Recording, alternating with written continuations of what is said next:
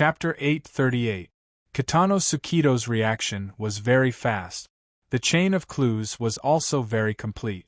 However, there wasn't much of a difference between ability users and ordinary people when it came to the level of imagination. If he could think of it, then the few important people in the first-class cabin who knew the relevant information would also be able to think of it. Infrasonic wave array. The person who called out with a trembling voice was quite obvious. The person who called out wasn't brave enough. His voice was trembling and his legs were trembling. He lost his balance and nearly fell to the ground. Fortunately, someone supported him from behind, but it still caused a commotion. Kitano Tsukito swept his gaze over and recognized the identity of the person who spoke. He was a senior official of a certain department of the Sakura government. He was a well-known figure among the important people in the first-class cabin. At the very least, his words were easy to believe. "Maekawa, this idiot!" Kitano Tsukito cried out in his mind. The people present might not know about the Cage Master, but the infrasonic wave array was a standard part of the city's defense. The degree of perception and understanding of it instantly increased. People couldn't help but think, why did the Maekawa official say infrasonic wave array? Why did he have this kind of reaction? Everyone was on an airship tens of thousands of meters high in the sky. This was the information age. Even vague fragments of information could be found online. If the information couldn't be found online, they could still ask. Which of these people in the first-class cabin didn't have relatives or friends in key positions? The first-class cabin was instantly enveloped in a chaotic and extremely negative atmosphere. Phone calls were made one by one. Even if not everyone could obtain the complete information, they could still communicate with each other. A rough outline would be pieced together sooner or later. Kitano Tsukito's head split into two. From his understanding of the mental side, since Luonan used negative emotions to invade Yukawa Aishuk, then it was very likely that Luonan used the emotions of other people to carry out his plan. Wouldn't this situation be like a fish in water? Kitano Tsukito took a deep breath. He used his own face to assume an even fiercer posture. "Mr. Maekawa and everyone else, please calm down. Return to your seats right now. We have the situation under control." At the very least, there were no visible intruders at the level of this group of people. "No matter what you guys did to Mr. Yukawa, it has nothing to do with us." Kitano Tsukito almost punched this random person out of the airship. Fortunately, there were still some smart people here. The guy who had just said something stupid was immediately stopped, and the Vice Minister of Maekawa, who had exposed the dangerous situation earlier, was pushed to the front with a bitter face. "We need to be treated humanely. The situation we're facing right now is not something we want to see. We did not interfere in the grudge between Mr. Yuchuan and Cage Master Teacher, and we do not wish to do so now. We're innocent, thousands of innocent passengers." This senior bureaucrat was quite good at handling his emotions very well. His trembling voice and body were rather contagious. So much so that two ladies started to cry. Well said. This guy who took the citizens' tax and sat in first class wasn't completely useless after all. This was one of the most appropriate negotiation methods that Kitano Tsukito could think of. Although the Cage Master often took out the infrasonic wave array and swung it around, he only pulled the trigger once, and the range was controlled. As long as they could stop this killer weapon, they would have a chance to catch their breath and even counterattack. Thinking of this, Kitano Tsukito's gaze turned to Xiaohui, who was sitting on the back of the mountain. Xiaohui was holding the magatama tightly in his hand, and a faint light seeped through the gaps between his fingers. Was it useful? Kitano Tsukito really wanted to ask this question, but Xiaohui didn't respond. Yukawa Aishuk, who was firmly restrained in his seat, turned his gaze over and sighed. "I'm clearly the victim." Kitano Tsukito's face was dark, and he didn't make a sound. Luckily, the Vice Minister of Maekawa had already gotten into character. He took the initiative to say, Mr. Luonan, no, Mr. Luonan, please consider the innocent passengers on the airship. Thousands of people, thousands of families. If anything happens, it will be an irreversible tragedy. Yes, it really is a tragedy. Yukawa Aisuk's face revealed a huge, strange smile. Actually, if it weren't for you guys messing around here, I would have already said goodbye and left. Mr. Scallop, are you done messing around? Swoosh, swoosh, swoosh. Everyone's gazes focused on the face of Xia Hui, who had been silent for a long time. But before they could ask anything, a bright light lit up in front of their eyes. It was so piercing that everyone subconsciously averted their gazes and shielded their eyes. Yukawa Aisuk, who was forcefully restrained, also narrowed his eyes. But soon, he instinctively opened them, allowing the strong light to penetrate his pupils. Tears flowed from his eyes, and his body trembled. Actually, this light was good for him. The light on the material plane was projected onto the mental plane, and it turned into a dazzling sun. The heat emitted by this sun was quite compatible with Yukawa Aisuk's mental structure. Everywhere the light went, there was a subtle and clear response. This way, the intruder from the outside world would naturally be exposed. Indeed, the intruder Luonan was partially exposed to the sunlight. In fact, if it was a simple and crude invasion from the outside, this Magatama would have automatically reacted and repelled it. There was no need for Xia Hui, who was on the back of the mountain, to stimulate it with external power. But that kind of spontaneous reaction would not be as strong as it was now, and it would have a considerable follow-up power. That's it. The corner of Yukawa Aisuk's mouth twitched slightly, showing that the Magatama's counterattack was somewhat effective. Luonan's degree of control over Yukawa Aisuk was somewhat reduced, and he really did not plan on exerting his strength a second time. Don't even think about running. The unyielding voice came from Xia Hui, who was on the back of the mountain. After the Magatama's power was completely stimulated, Xia Hui's small body seemed to have expanded by a size. His face was bright, and his facial features and 7 orifices were all connected to the Magatama's light. This was the case on the material plane. On the mental plane, the special symbolic sun, under the blessing of Xia Hui, produced even more changes. It activated certain factors within Yukawa Aisuk's frame, causing it to sprout and rapidly grow into an invisible thicket of intertwining branches and leaves. The thicket could sense the changes inside and outside, and it locked onto the completely different nature of the intruder. Its roots and leaves continued to grow, like long ropes of chains, in an attempt to bind and imprison the intruder. The changes in configuration are really beautiful. The image is also very unified. Yukawa Aisuk sighed in admiration. Is this a simplified version of the Fusang Purewood? On the other side, Bai Xinyan suddenly asked, Are you from the Amaterasu order? The person she was asking was naturally Xia Hui, who was on the back of the mountain. The latter, who was controlling the Magatama, did not respond immediately. Instead, Kitano Tsukito explained, Yamato was born in a family of Onmyoji masters. He later became a disciple of the Pope.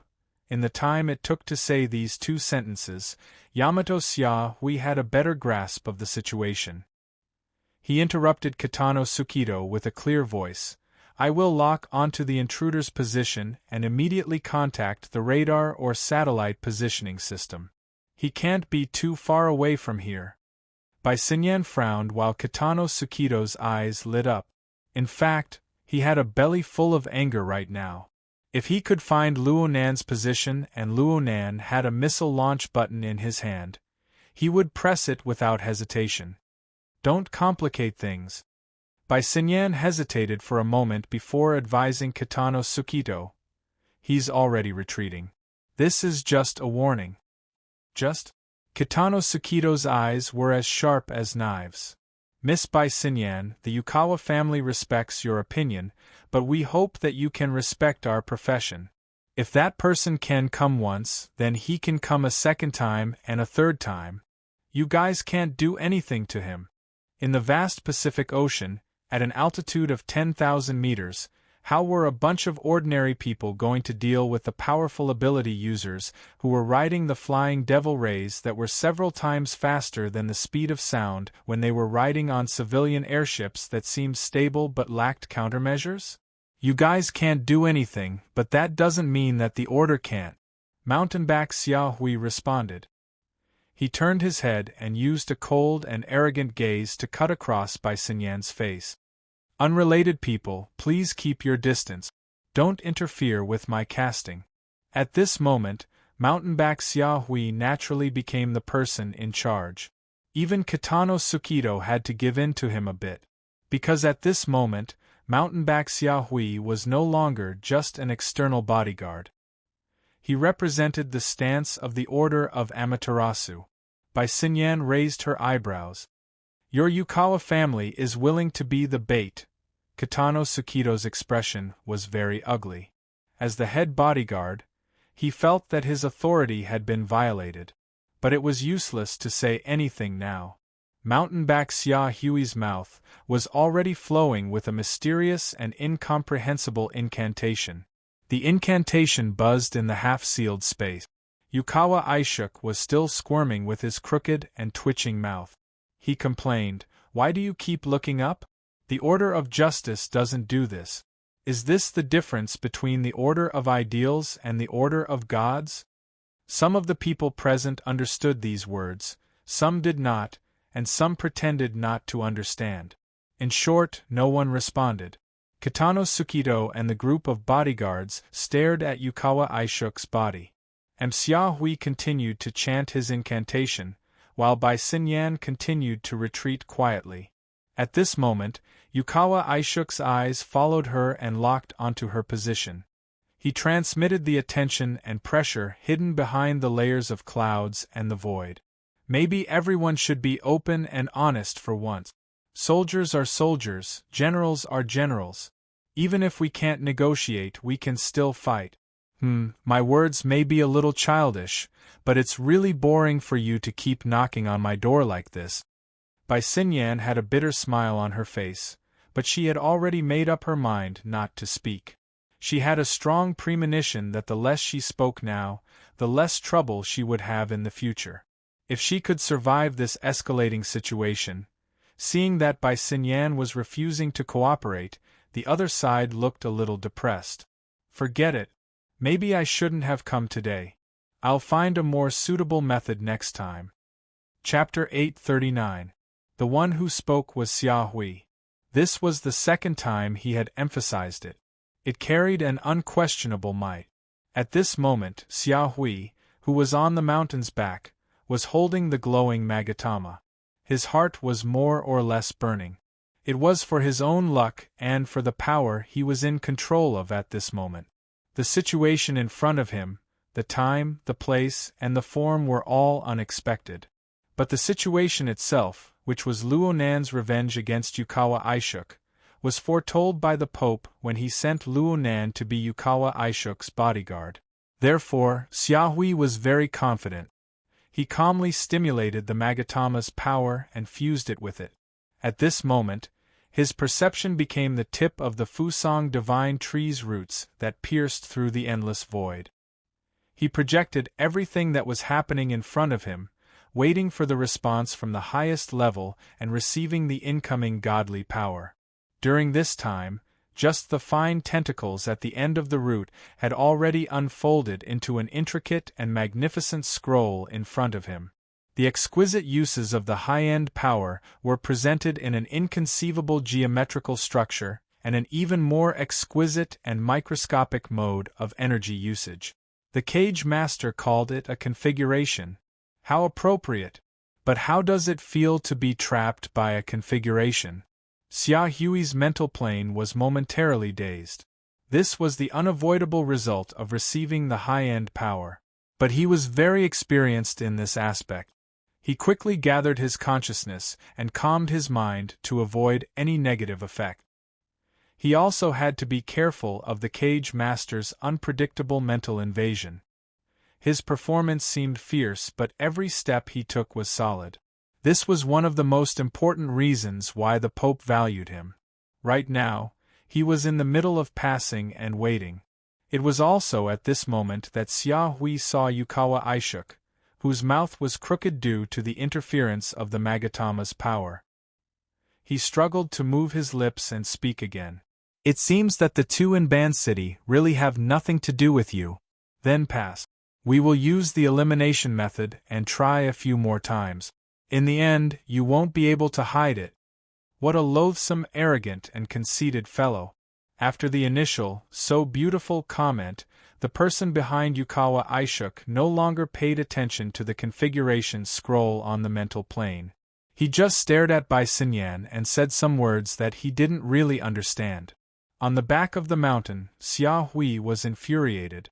It was fine if they ignored him, but in front of the grand structure of the great divine treasure of the Fusang divine tree, no one in this world could display such an attitude. "I told you, there won't be a next time." It was a little deliberate to emphasize it for the third time, but Xia Hui was not doing it for his own character. He was doing it for the respect that the two lords of Amaterasu deserve.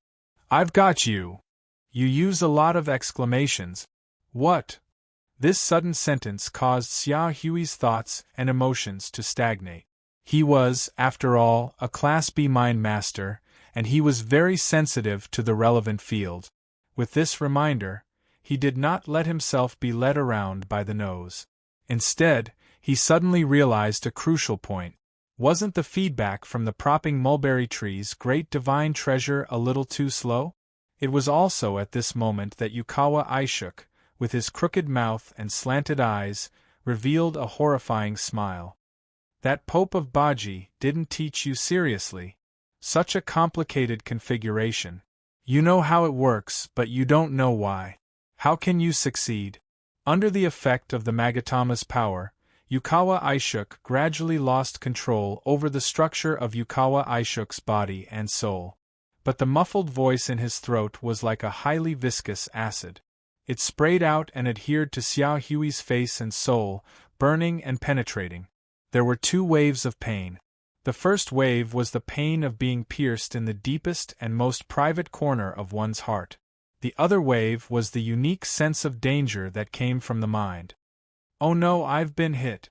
Without giving Xia Hui a chance to analyze it in depth, in the spiritual plane that he saw and sensed, the exquisite composition that had been unfurled actually began to slowly roll back. It was retracted.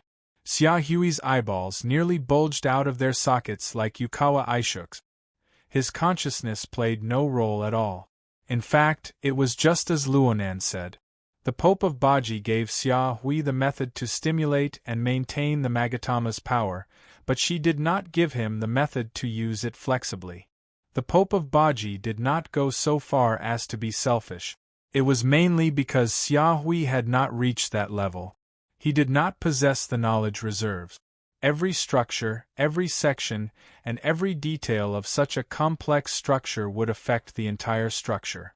Xia Hui, who was on the back of the mountain, was able to maintain the stability of the whole structure and successfully act as a fulcrum to sense and feed back information. He was already worthy of the role the Church had given him. But this kind of role was not enough in the face of the orderly retraction of the configuration before his eyes. Spilled water was hard to retrieve, but everything that appeared on the mental plane was simply like reversing time. The power of the Fusang divine tree that had already unfurled was retracted bit by bit. Came back the way it came. There was not a trace of error, not a bit of wastage, but even on the mental plane, the circulation of energy had to obey basic laws.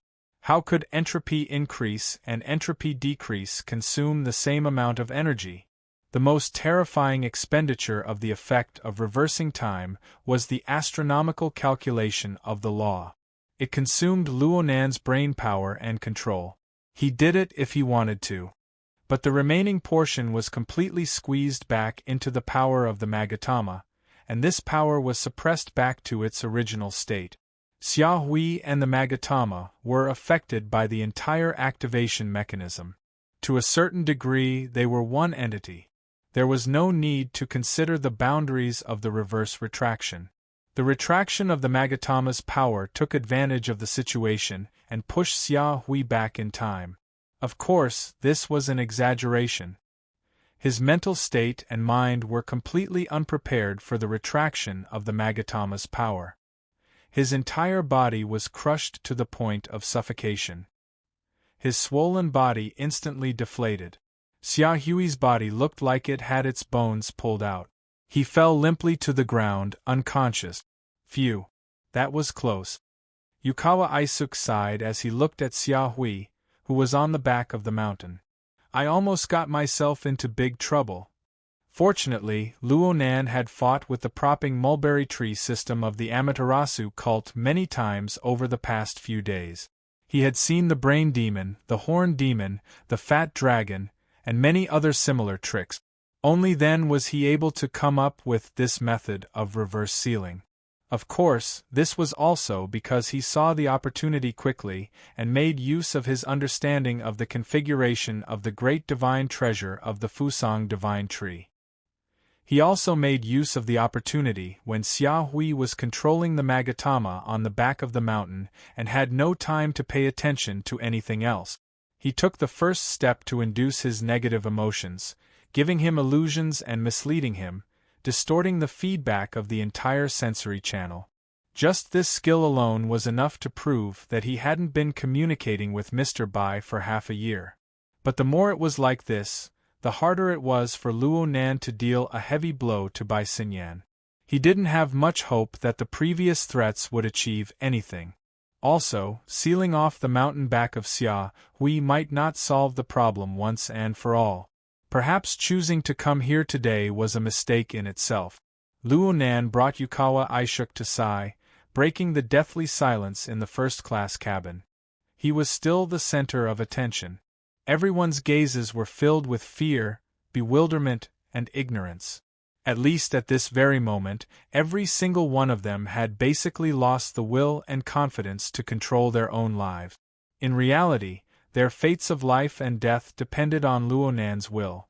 It depended on a single thought. This included Kitano Tsukudo, who had clenched his fists but couldn't find a target to exert his strength on. This head bodyguard stared blankly at Xia Hui on the back of the mountain. He looked at his temporary partner. Xia Hui held the Magatama that was no longer glowing. Xia Hui curled up on the ground. Xia Hui's aura was completely restrained and sealed. It was as if Xia Hui had been sealed into an invisible container. The connection between the inside and the outside was completely severed.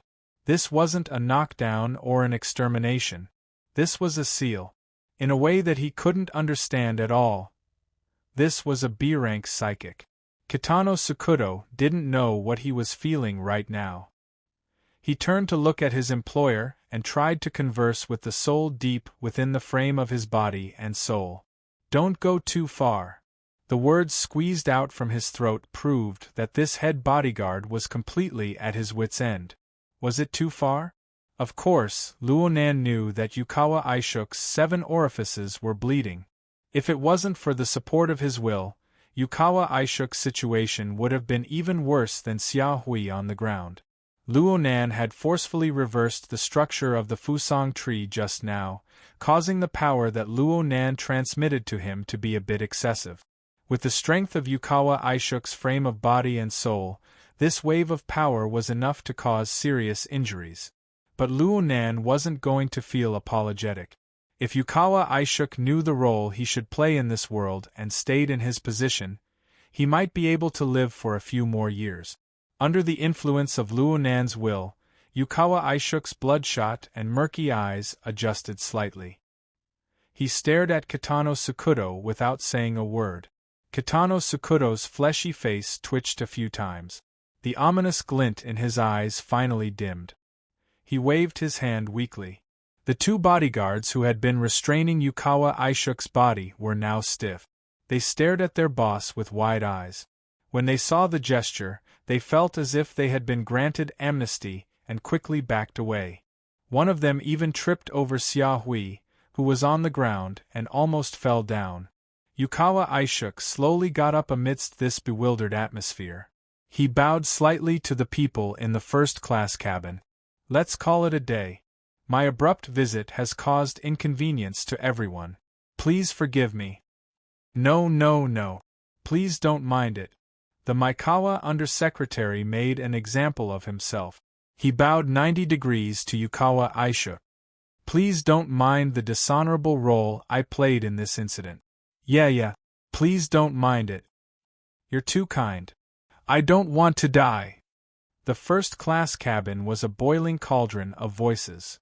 While everyone was expressing their stance or venting their emotions, Yukawa Aisha's bloody and swollen face turned to the back.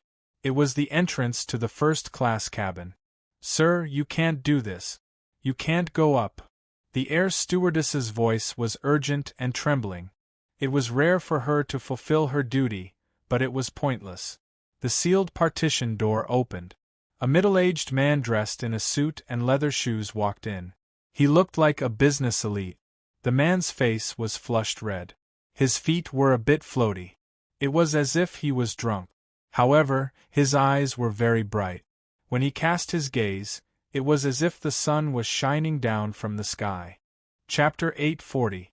The drunk business elite pushed himself up from the VIP seat and moved over step by step. His fluttering footsteps and exceptionally bright eyes were completely different from normal, but he naturally formed an inexplicable harmony with the other abnormal creature on this side. At the same time, he also separated the other relatively normal fellows from him. It was this kind of situation that reduced the difficulty of understanding Yukawa Aisha's nagging and complaint. A smart person like the Maeda Vice Officer of Affairs instinctively discovered the conflicting and uneasy factors. But he couldn't retract his prawn-like body for a while. He awkwardly froze there. What was even worse was that Yukawa Aisha and the others were in the middle of the first-class cabin. The drunkard who came up later had to pass by a group of people if he wanted to get there. This included the Maeda Vice Officer of Affairs. The drunkard didn't give the Maeda Vice Officer of Affairs a chance to think deeply before he passed by. He even said, "Excuse me." A surprisingly dry and hot palm pressed down on the former Vice Secretary of Affairs' head, borrowing a little strength to continue moving forward. As for the former Vice Secretary of Affairs, he had turned from a bent prawn into cooked prawn meat. His entire body was paralyzed on the ground, and he had lost consciousness. The sudden collapse of the Maeda Vice Officer of Affairs didn't cause panic among the people around him. In fact, as these two extraordinary people gradually approached each other, any strange situation seemed to be within reason. Moreover, the drunkard was still talking, attracting most of the attention. My job is not up to standard. The number of devout believers is limited, and the ability users are even more scarce. Losing even one is a loss. Your drastic measures are very beautiful, but they are also giving me a difficult problem. His tone and wording were ordinary. Only the content of his words required others to think carefully. But even a person with a brain ischemia could understand at this time that another big shot had arrived. Yukawa Aisha stood next to his seat. He stared at the newcomer and didn't say anything. He just sighed. On the other side, Bai Xinyan glanced at the unconscious mountebank Xia Hui on the ground. She didn't know the details of the drastic measures, but she could tell from common sense that the most suitable target for the new big shot's soul wasn't a business elite coming from business class. It was Xia Hui on the mountebank. These twists and turns only served to confirm that Luo Nan's methods were brilliant, and he possessed considerable foresight. Of course, if this big shot wanted to come over, it was impossible to stop him. At most, it would just be a few more unlucky people. The drunkard said something that seemed to be clear, but it wasn't. Then, he wandered off. It was not until then that the personal secretary of the Maikawa Vice Minister of Affairs had the courage to help his superior. But at this moment, he only lifted up a sleeve and half of the Vice Secretary of State Affairs, who was lying on the ground. The skin and flesh under the clothes seemed to have been put through several fires in a steamer, and the inside was almost melted. Ah! The sharp sound of the broken strings of reason turned into a screech of pain that came out of the secretary's throat. The future senior political official, who graduated from a first-class university, worked in a first-class department, and received first-class training, immediately peed his pants. His body bounced up a few centimeters and fell on the corpse of the vice minister of Maikawa. He lost consciousness. The screams, the strange smell, and the disfigured corpse. The sensory stimulation that came together and exploded in an instant finally tore apart the numb atmosphere caused by the high tension. No matter how strange the previous events were, they were far from being able to compare to the impact of the horror of death right before their eyes. The first-class cabin was in chaos. Almost everyone was retreating, fleeing, and running as far as they could. The relatively spacious first-class cabin was filled with a dozen headless flies. In other words, they could be ignored if they wanted to. After the drunkard touched the Maikawa Vice Minister of Affairs, he did not touch anyone else. It was as if the drunkard was just an accident. The drunkard smoothly made his way to the periphery of the small circle around Yukawa Aishuk. Most of the people in this circle were bodyguards. They were all professionals. They saw how this drunkard deprived the Maikawa Vice Minister of Affairs of his life, and now he was right in front of them. The more they understood the inconceivable things, the more they understood how terrifying this person, or the consciousness that was parasitic on this person's body, was. They also wanted to escape, but their leader, Kitano Sueto, did not respond. They hesitated and lost the chance to escape. They could only desperately shrink their bodies and try to put as much distance as possible between them and the drunkard. In this way, Yukawa Aishuk's protective wall was as good as non-existent. As the head of the bodyguards, Kitano Sueto still did not respond. In fact, he was probably one of the most dumbfounded people in the first-class cabin. When the drunkard was less than 2 meters away from him, he could already feel the abnormally high temperature. Only then did he wake up from his dream. He hurriedly and cautiously bowed. It's you? Kitano Sukito wasn't tall to begin with, and his bow made him even shorter. Therefore, the drunkard naturally ignored him, but his footsteps that had been moving forward also stopped there. There was no response from the other side. Kitano Sueto did not even dare to move his bent body.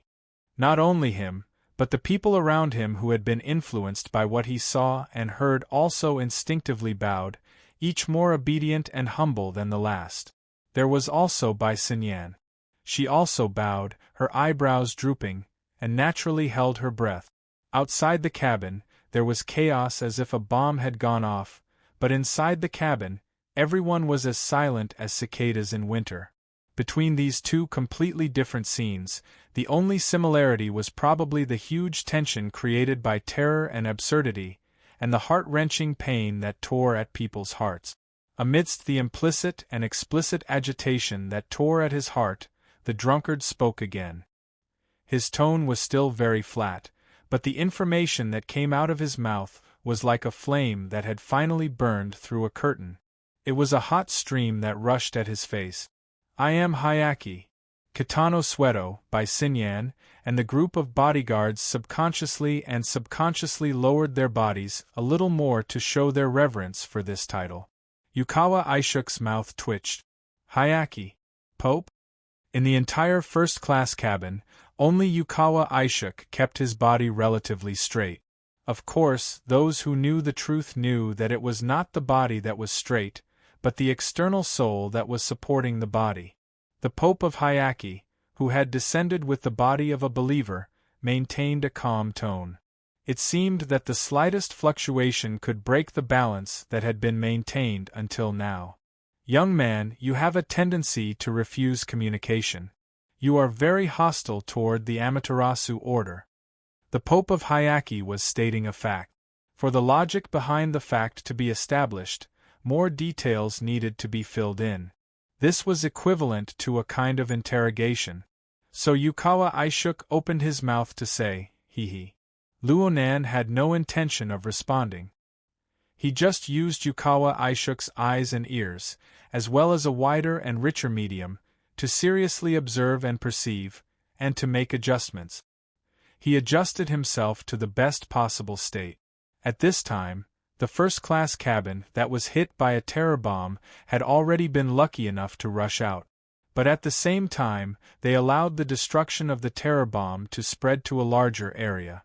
Not a single person in the business or economy class was spared. Even the cockpit. The captain and the others should have already known about the unforeseen event that happened in the first-class cabin. They had not reacted before, but after a few minutes of delay, their reaction suddenly affected the entire airship. This colossus high up in the sky suddenly lowered its altitude and tilted. Although it quickly returned to normal, it still caused a group of people in the first-class cabin who did not have their seatbelts fastened to be in a rather sorry state. 2 bodyguards, who only cared about bowing, fell to the ground. They grabbed the handrails beside them with all their might to prevent themselves from crashing into the terrifying drunkard in front of them. At this moment, their hearts were about to explode. Bai Xinyan's body swayed, but she quickly regained her balance. She glanced outside the porthole. She didn't know when, but the airship had already sunk into the hazy layer of cloud. Smoke billowed outside the porthole, mixing with the curtain of night over the Pacific Ocean. As the 2 people at the center of the incident, whether it was Yukawa Aishuk or the drunkard, they were still mere mortals. They did not have the ability to take root in the swaying airship.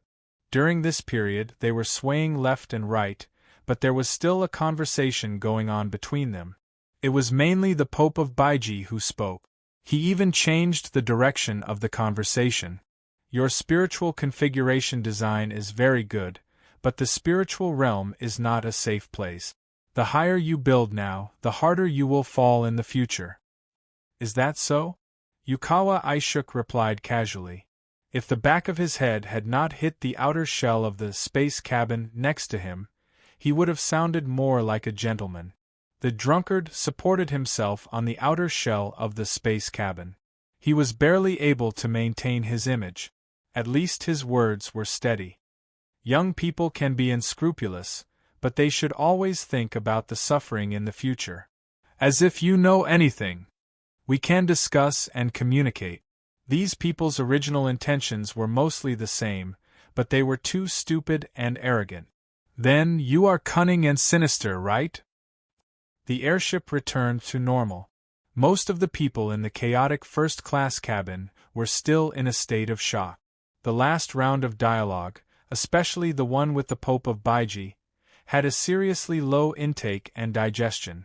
Comparatively speaking, Luonan had borrowed Yukawa Aishuk's mouth to reveal his emotions. They were very straightforward and easy to understand. It was very hard to accept. The other side was an extraordinary. Even though he had borrowed the power of his believers to descend in an incomplete form, his authority ranking in the inner world and the entire earth had been in the top 10 for many years. He was even in the top 5. This was especially true in the eyes of Kitano Sakudo and the other ability users who were registered in Sakura City. The Pope of Baiji and the Amaterasu order that he represented were like the vault of heaven that covered the skies above Sakura City. They were like the sun that brought about changes. Luonan's attitude. They could not see Luonan behind Yukawa Aishuk, but they could see the drunkard on the other side laughing softly. Oh my, can you tell? Yeah. Sakura City is too close. Yukawa Aishuk's body fell to the ground as soon as he finished speaking. At the same time, the skies above the Pacific Ocean, which was supposed to be dark in the night, suddenly flashed with a powerful light. The light didn't fall from the sky, and it was as bright as day within a radius of hundreds of kilometers. Chapter 841. The airship in the stratosphere was in the nighttime region. It was pitch black outside, and there was nothing to see. Many passengers had taken off their sunshades, preparing to take a long nap and get used to the jet lag. At least, that was the case half a minute ago. The shock wave of the bomb of terror in the first-class cabin shattered the beautiful dreams of quite a few people. But what truly caused the passengers to wake up and go into an uproar was the endless, all-encompassing, unstoppable bright light. In this instant, it didn't matter if it was the thin sunshades or the thick outer shell of the airship. It didn't matter if it was the clear-headed eyewitnesses or the confused, frightened passengers. Everything was illuminated by the strong light. The inner walls of the outer shell, the skin, the bones, and the flesh, everything became transparent, and even nothingness. Within the airship, all shadows were instantly swept away. Then what was erased were the differences between people, between objects, and even between objects. There were only panicked and petty souls that tumbled and screamed within the boundless strong light. Even though it was only for an instant, and it was like an illusion, it still exceeded the limits of what the vast majority of people could endure. The commotion on the airship got out of hand. Bai Xinyan still maintained her bowed posture, but she instinctively pulled in her shoulders and elbows. She shrunk a bit. As a woman, the feeling of being illuminated inside and out was truly terrible. But she could understand that this was the manifestation of the true gods of the Amaterasu order, the projection of power across space. It was just as the bastard who ran away said. This place wasn't that far from Ban City. 1,400 kilometers. As long as there was a tiny fulcrum, the two experts of the Amaterasu order could easily project their consciousness and power here. The only difference was the length of time and the intensity of the projection. Right now, it looked like the two of the Amaterasu order were yin and yang. One was restrained and the other was unrestrained. Even the so-called restraint was only relative. In that case, had Luo Nan managed to escape from the pincer attack of the Pope of 100 Collections and true God Qianju? What do you think of this scene as compared to a daydream? A flat voice came into her ears. It didn't even bother to raise the question. It was because the voice was too flat that Bai Xinyan was unable to understand it immediately. She subconsciously asked, "What?" Only then did she realize that the person who had just spoken to her was the Pope of the 100 Communities, the second in command of the Amaterasu cult, who had descended from the sky, manipulated the puppet, which was obviously unwieldy, to raise its wrist to look at its watch. There was indeed a watch on the puppet's wrist, and it showed the time in Osaka. 22:17:45. After confirming the time, the Pope finally moved the puppet and continued to move forward. He passed by a few trembling bodyguards, as well as Yukawa Aisuk and Yamakabe Xiaohui, who had fallen to the ground. Finally, he adjusted his posture and sat on the seat that Yukawa Aisuk was sitting on. After sitting down, he no longer had to worry about maintaining his balance. His body language was more relaxed, and he was more like the one Bai Xinyan was familiar with, except for his face. While Bai Xinyan was evaluating the situation in her mind, the gaze from the other side was cast over again. Bai Xinyan also remembered that she had not yet answered the question of the Pope of Baiji. She tried to organize her words, but the other side asked again without a care in the world, "I mean, Chiji's move just now, how is it different from the feeling of the white nightmare a few days ago?" Bai Xinyan seemed to be able to hear the sound of the bodyguard's waist bones and knees cracking. She could almost hear the sound of the bodyguard's waist bones and knees cracking. Bai Xinyan was no longer surprised. She just couldn't understand why the Pope of the 100 Assemblies would suddenly ask such a completely unrelated question. The White Nightmare, May 7th, Osaka time, was an accident that affected the entire world. It was still rippling across the Pacific Ocean to this day, and was still in the ascendant. Because she was in the Eastern Hemisphere at that time, Bai Xinyan did not feel too much about it. Presumably, the Pope of the 100 Communities also knew. He was probably asking for the opinion of the person behind her. Bai Xinyan suddenly realized that she needed to adjust the priority of the White Nightmare incident. For the Pope of the 100 Communities to specifically ask about it, the impact on the inner world was no different from the Light of the Polar Domain incident at the end of last year. However, the Pope of the 100 Communities was destined to be disappointed. Bai Xinyan bowed and replied, Xinyan's skills are insufficient, and my memory of that day is also blurred. It's difficult to compare. The Pope of the 100 Communities did not show any obvious disappointment or anger. Even if there was, it would not show on the puppet's face. In the time it took for these 2 or 3 sentences to be exchanged, the powerful light that illuminated everything had already disappeared. The outside of the porthole was still bright, as if they could no longer return to the natural nighttime. However, under the illumination of the bright light, the roiling clouds in the sky seemed to be even denser. Even though they were illuminated by the strong light, they still slapped against the porthole, changing shape and reminding people. They were still tens of thousands of feet high in the sky, still one of the areas with the densest concentration of water vapor in the world.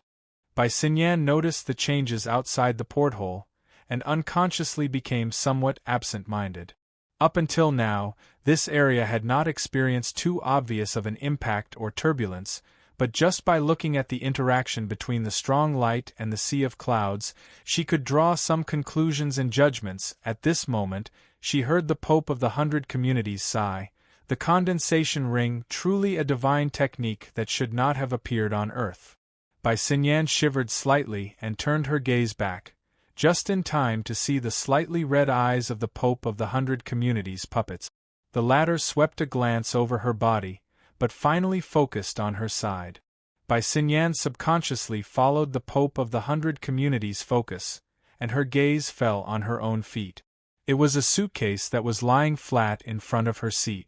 This thing was originally placed neatly on the inside of the seat, but because the airship had lost its balance and was in the process of righting itself, it had fallen out. This is a mimicry generator. The Pope of the 100 Communities' voice was very certain, and he even used the puppet's toe to kick the unconscious Yukawa Isuk on the ground. He made a last-minute report, but there was no follow-up.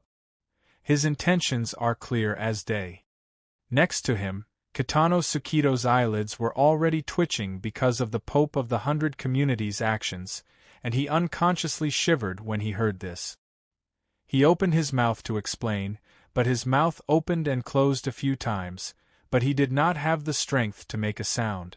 Bai Xinyan, on the other hand, smiled. Otherwise, he would say that His Majesty is magnanimous. As soon as she finished speaking, the torrential rain and distorted light slapped against the porthole and the outer armor of the airship.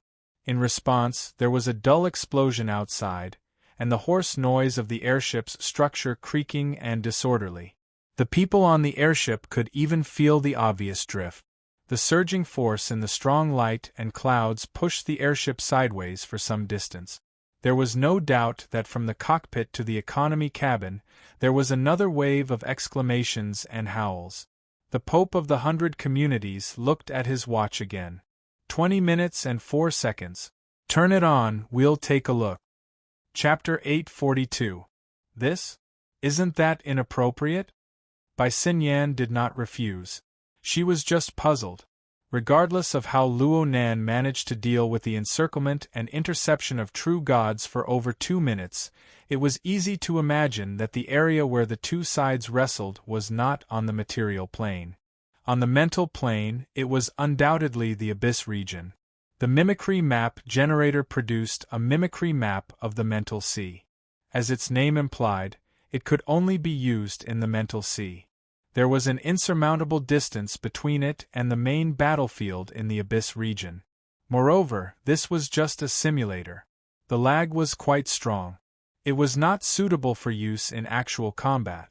The Pope of Chiji did not speak again. He just used the puppet's scarlet eye to cut across Bai Xinyan's face. Bai Xinyan was not going to be stubborn about this issue. She shrugged, bent over, and placed the suitcase back on the seat. She opened the suitcase, turned it on, and connected it to the projector. It was certainly not as effective as the one on Isuk Yukawa's private airship, but the dense bubble scene still appeared. Bai Xinyan swept her eyes over the various parameters displayed in the projection area. She spoke truthfully, the debugging will take some time. There was another part of her that she did not say. Perhaps this high-level interception battle would have ended before the debugging was completed. The Pope of Chiji still did not speak. The puppet that carried his consciousness even narrowed its eyes. It looked like it was taking a nap. Of course, it was more likely that it was sensing the situation of the battle outside the airship. Bai Xinyan's communication was fruitless. She could only settle her mind and proceed with the debugging process bit by bit. But just as she said, this was not a problem that could be solved in a minute or two. On the other hand, the curtain of intense light outside the airship grew more and more intense. Faint rumbling sounds of thunder could be heard. At first, it sounded like it was hundreds of kilometers away, but in the blink of an eye, it was within reach. It shook the airship's window until it hummed. It seemed as if it would collapse and disintegrate in the next moment. It's been over 3 minutes. Bai Xinyan paid more attention to the battle outside. At first glance, the momentum of this battle was astonishing, but in fact, in terms of intensity, it was far from the strongest. The rhythm of the explosions was intermittent, and there was a high probability that it was a chase, but once the chase started, it would be endless. Was there a limit to being a true god? Or was Luonan too cunning? Or perhaps, you haven't finished debugging yet? The one who spoke was Kitano Tsukudo.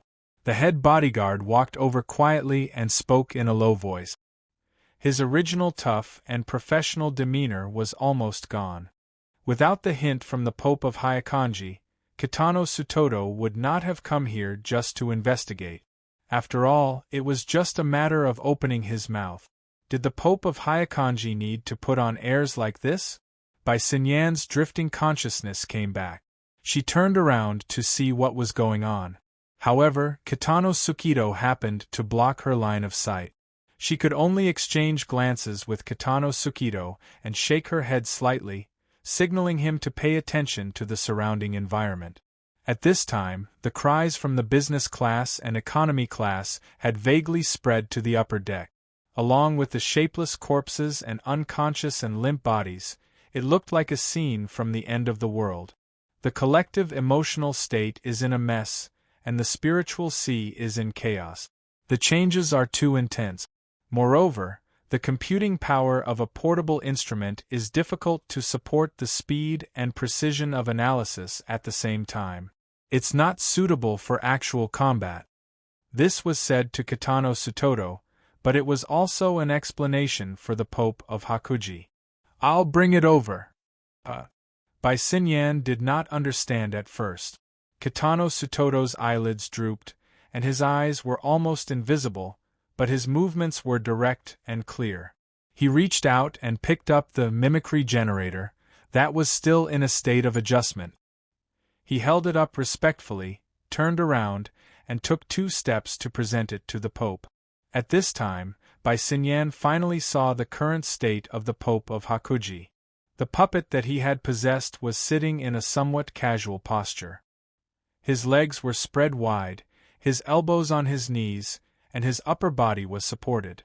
However, the curve of his back was still bent, and his head was also drooping. His right hand naturally clasped his left wrist, and his fingertips tapped unconsciously on his wrist. He looked like he was thinking, but also looked a little tired. As for the mimicry generator, that was already in his hand, he did not pay attention to it immediately. He still maintained his posture, and no one knew what he was thinking. Compared to the image of a god and its spokesperson that could not be looked at directly and could not be communicated with, this kind of behavior that was similar to a real life was more or less a buffer for the fragile hearts of the surrounding bodyguard. Therefore, probably because of Kitano Tsutodo's arrangement, the bodyguards began to work. They were trying to settle Yukawa Aisuke and Yamashita Xiaohui, who were stacked together at the feet of the Pope of Hakuji. At present, they had already carried Yukawa Aisuke away and placed him on the front row seat. They were about to carry Yamashita Xiaohui away when the tip of a polished leather boot suddenly tapped on his side shoulder. The leather boot belonged to the Pope of Hakuji. Puppet. Stop. Kitano Tsutodo, who was still holding the mimicry generator, reacted quickly and called for it to stop immediately. Everyone's movements froze for a moment. Only the Pope of Hakuji controlled the puppet to extend its hand and use it to replace the tip of the boot to press on Yamashita Xiaohui's shoulder. Bai Xinyan narrowed her eyes. Although the entire process was not long, she could see, and the others could also see, that the Pope puppet's fingertip was clearly trembling. Even when it pressed on Yamashita Xiaohui's shoulder, it only calmed down a little. She roughly understood why the Pope of Hakuji was putting on airs. For an extraordinary high-intensity output from more than 1,400 kilometers away was not that easy to deal with. Without a solid fulcrum, the puppet had strength but was unable to use it. It also needed to perform micromanipulation to avoid bursting the small water pipe. From this, it could be seen that the majority of the Pope of Hakuji's energy was consumed on this. Even so, the problem of accelerated depreciation was unavoidable. The puppet's outstretched hand maintained a pressing posture on Yamashita Xiaohui's shoulder for over 10 seconds. During this time, the puppet's skin was clearly red. Fine sweat seeped out of its pores, and there were even faint specks of blood. It was only because the puppet had a drunken appearance that it was not overly eye-catching. But even with such strength, Yamashita Xiaohui didn't show any reaction. This technique. Bai Xinyan lowered her eyes. She made a hypothesis based on this. If the Pope of Hakuji had the support of a B-rank psychic like Yamashita Xiaohui, then the Pope of Hakuji would certainly be much more relaxed than he was right now. But Yamashita Xiaohui had fainted, and he seemed to be quite heavy. It was hard to say who would be at a disadvantage if they were to fight a protracted battle like this. TSK. Luo Nan's grasp of the situation and his control of the details was much more experienced than imagined. It was as if he was exchanging blows with extraordinaries from time to time. Where did he accumulate this experience and insight from? At this time, Bai Xinyan heard the puppet's breathing. It was as if there was a tube of iron sand in its throat, making a rustling sound. She relied on her many years of experience in researching the human body. Her first judgment was that Xiaohui had developed severe symptoms of laryngeal edema. Eliminating the cause of infection, his heart and kidney functions were most likely abnormal. Under the strong pressure, the internal organs of the human body had suffered irreversible damage, and the damage was continuing to worsen. There was no possibility of relief. Bai Xinyan was able to discern so much information due to her personal ability level. The others didn't have this ability. They could only passively wait. In particular, the bodyguard who was preparing to move Yamashita Xiaohui maintained a half-squatting posture. He didn't dare to move. He waited for over 10 seconds, and all he got was the Pope puppet's sigh. He felt a dry sensation suddenly press against the top of his head. He seemed to hear a cry of alarm, or perhaps it was the sound of the explosion outside the window. Then, it was meaningless to him. All sounds in the first-class cabin disappeared. The Pope puppet's sigh also disappeared. At the same time, the symptoms of laryngeal edema also disappeared. At the very least, it was temporarily alleviated. The price was the bodyguard who had fallen onto Yamashita Xiaohui. That person's skin and flesh were already limp. There was no breath left. The way he died was no different from the Maikawa Vice Minister of Affairs. The surrounding bodyguards all had deathly pale faces. As full-time members of the Yuchuan family, they had seen quite a few situations of internal handling. But this kind of situation where they were treated as a power bank was truly unprecedented. The important question was, whose turn would it be next? The hearts of the people were in turmoil, but now was not the time to pacify them. Whether it was Bai Xinyan or Kitano Tsukido, neither of them cared about these things. From their perspective, what they needed to pay more attention to was the new clear instructions the Pope of 100 Gatherings made after helping the puppet catch its breath. The hand that had just reaped a life flipped over. Its palm faced upwards and it hooked its finger. Kitano Tsukido's reaction was maintained at a high standard. He bent down again and, with absolute respect, handed over the mimicry generator. It was also at this time that he saw a cluster of greenish-black veins appear on the palm. It looked like the expanding capillaries under the skin, but it was more like the shadow of a tree with branches growing horizontally. Within the dark veins there was clearly light flowing, filled with a different kind of vitality. But just thinking about its most likely source made one shudder. Kitano Tsukido instinctively wanted to keep his distance from the Pope puppet. He wanted to retreat after completing his task. But the latter had no intention of taking over. Perhaps it felt that the distance and height were just right, so it simply used Kitano Tsukido as a table. It stretched its hand over the control area of the device and began to operate it. Kitano Tsukido's pupils dilated as he watched the Pope puppet's fingertips switch back and forth between the virtual interface and the physical buttons. Especially with the appearance of a business elite, he looked quite professional when he did such actions.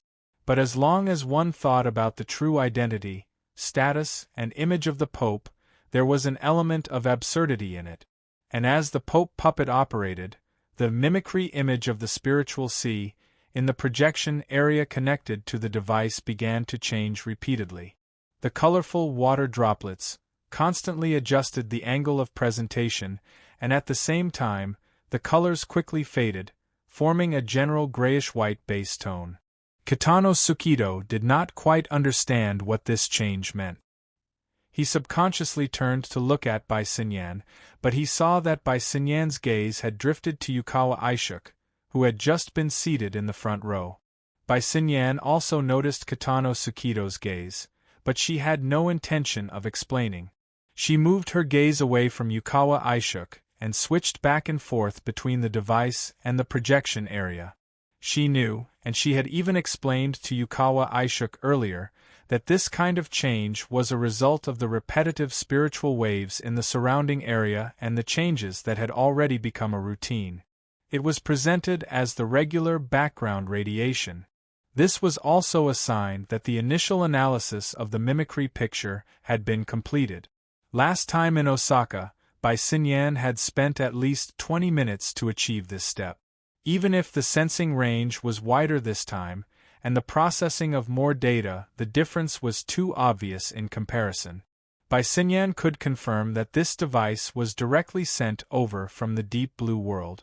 It was a product of the laboratory, and it had not been put into the market. Perhaps this was the only one on Earth. Then, where did the super-operating ability of the Pope of the 100 Collections come from? Was it born with knowledge? Such thoughts could be written into the scriptures of the Church, but in the real world, it was better to use reasoning. From the simple background of the device, if the problem was not in the application or the circulation, then the problem could only be in the research and development stage. According to her understanding, the Apocalypse Laboratory had obtained inspiration from Luonan's cage theory to develop this device. They hoped to use it as a key tool to break the barriers that ordinary people had to the spiritual plane. They wanted to make it into a commercial hit and lay the foundation for the next step of their grand plan. The so-called return on investment, the small profit operation, and the like were just excuses to deal with investors like Yukawa Aishuk. As for what the grand plan was, Bai Xinyan did not know the full picture. She only heard that the laboratory attached great importance to it, and that even Li Wei was deeply involved in the research and development. But now it seemed that Li Wei was not the only one participating in the research and development. The relationship between the Apocalypse Laboratory and the Amaterasu Order was no longer concealed. Yukawa Aishuk had indeed played the worst trick. Focus! A low and hoarse voice flowed out from the throat of the Pope puppet. It was directed at Bai Xinyan. Your Majesty? You'll be the one operating from now on. Make sure that the interface is maintained on this baseline.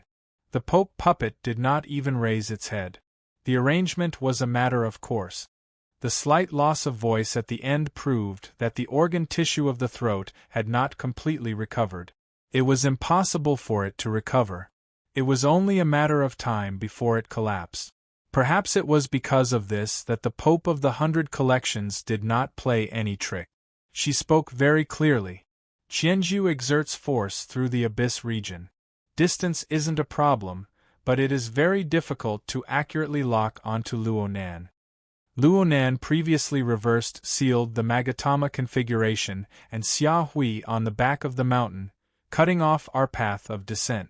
His methods are brilliant, but it is hard to avoid revealing traces. We have grabbed onto a piece of his tail, but it is too insubstantial. It jumps back and forth between the material plane and the mental plane. Qianju probed down from the abyss region to the material plane, causing a large loss in precision. He needs me to act as the signal tower's relay gain. Only then can he encircle and intercept Luonan. Luonan knows all of this. He will most likely do something. The Pope of the 100 Collections operated the apparatus as she explained.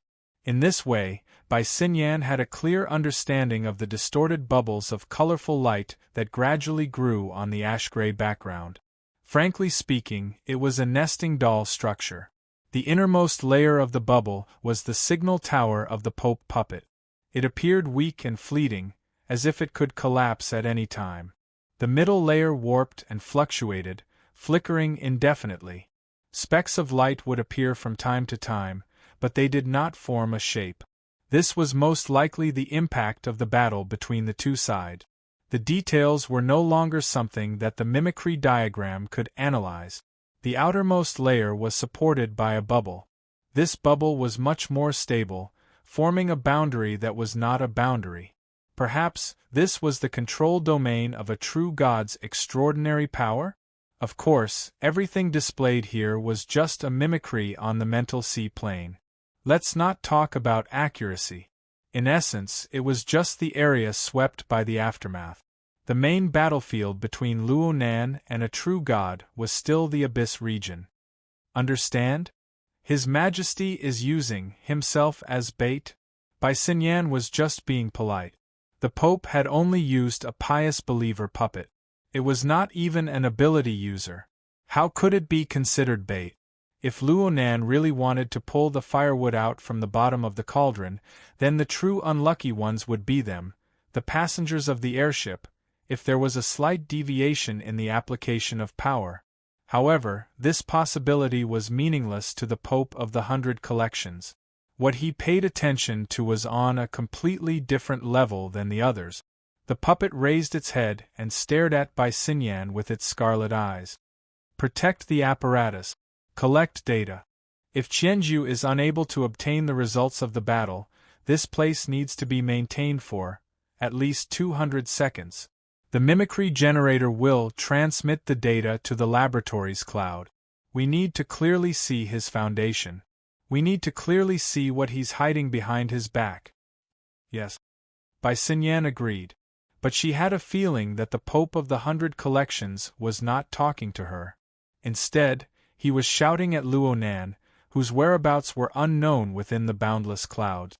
It was like a threat, but it was also like a lure. Chapter 843. Lu arrived at Luonan's rented studio on the dot.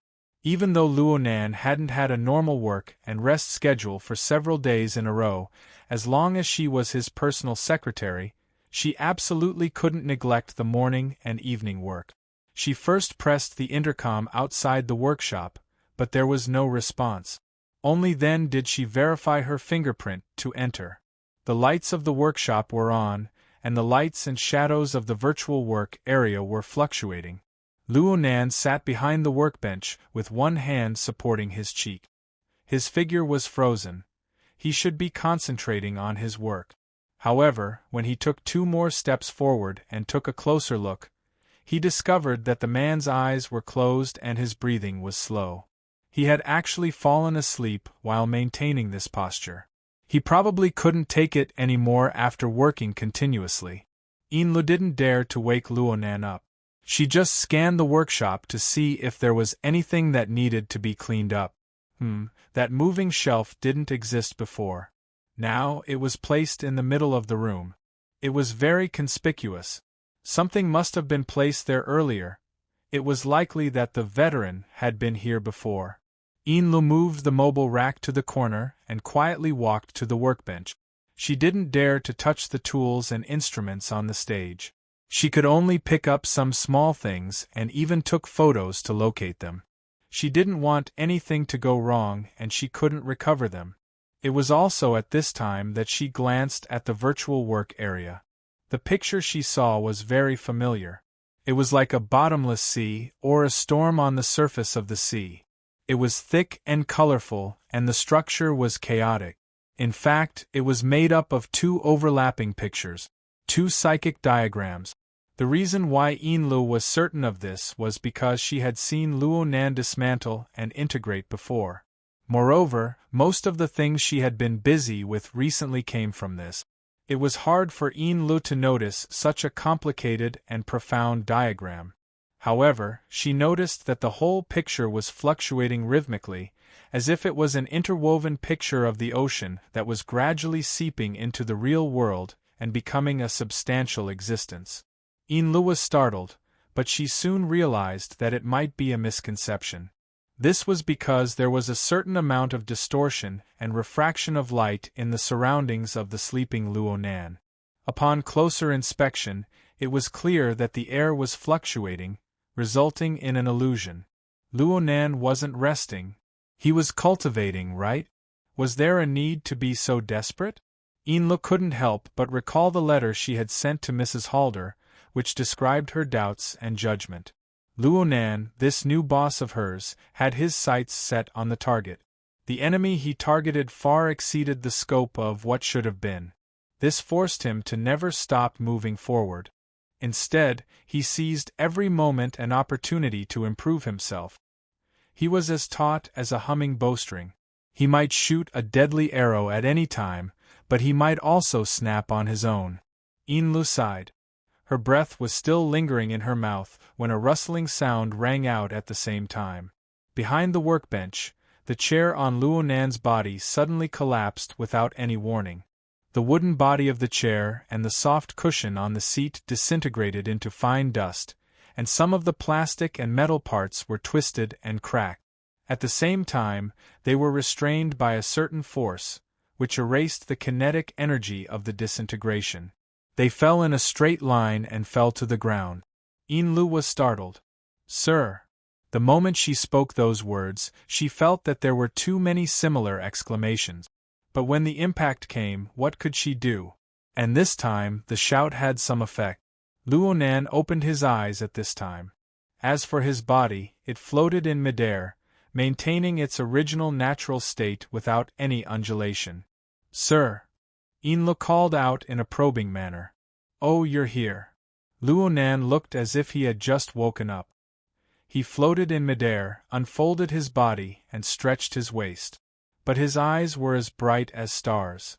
He didn't have the hazy appearance of someone who had just woken up. Inlu was very curious as to what Luonan had been doing, but she couldn't really ask. She could only go with the flow and say, "It's almost 10:30. Sir, do you want to go back and rest?" "Oh, it doesn't matter if I rest or not. I can't stay here for now. It wasn't easy to calibrate the equipment. I might have to start all over again." "Really?" Inlu responded with her mouth, but in her mind she thought of the fluctuating air around Luonan. Luonan's feet didn't touch the ground. His body turned a few times, and he sat on the wheelchair next to the workbench. He entered into the disabled mode, which required someone to serve him. Inlu's eyes were still engraved with the image of his natural turning and turning, of his figure that didn't have the slightest trace of smoke and fire. It was unknown how much more brilliant it was than when he used the electromagnetic configuration to propel his fleshly body to float in midair. But when she thought about it in detail, only 2 weeks had passed in between. This degree of improvement. Inlu sighed silently.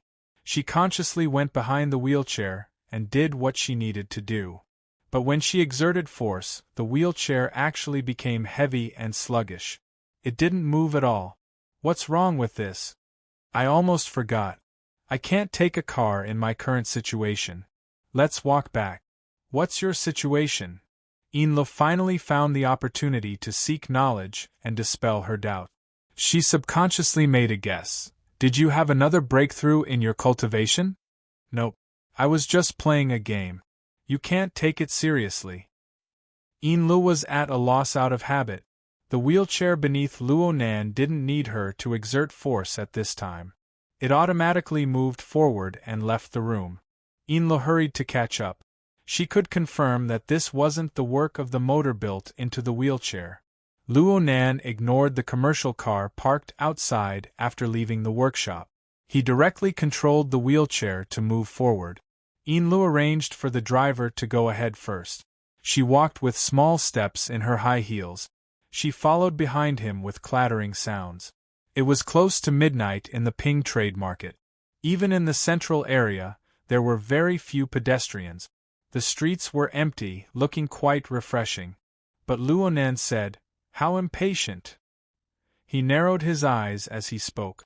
A portion of the soul cloak spread out for thousands of kilometers, tens of thousands of kilometers. Hot bubbles bulged out from the intense light and high temperature. It was like a blazing furnace, roasting the slight fishy smell of the clouds and sea into a complex sensory stimulation. It was transmitted over a distance of 1,500 kilometers.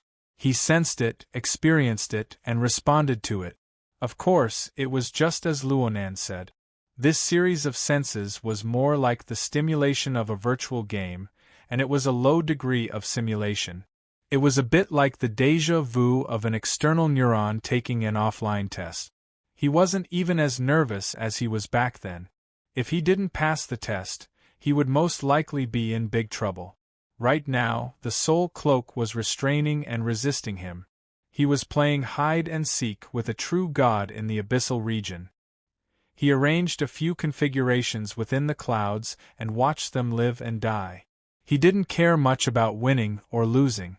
It was just like the Pope of 100 Collections, who claimed to use her body as bait.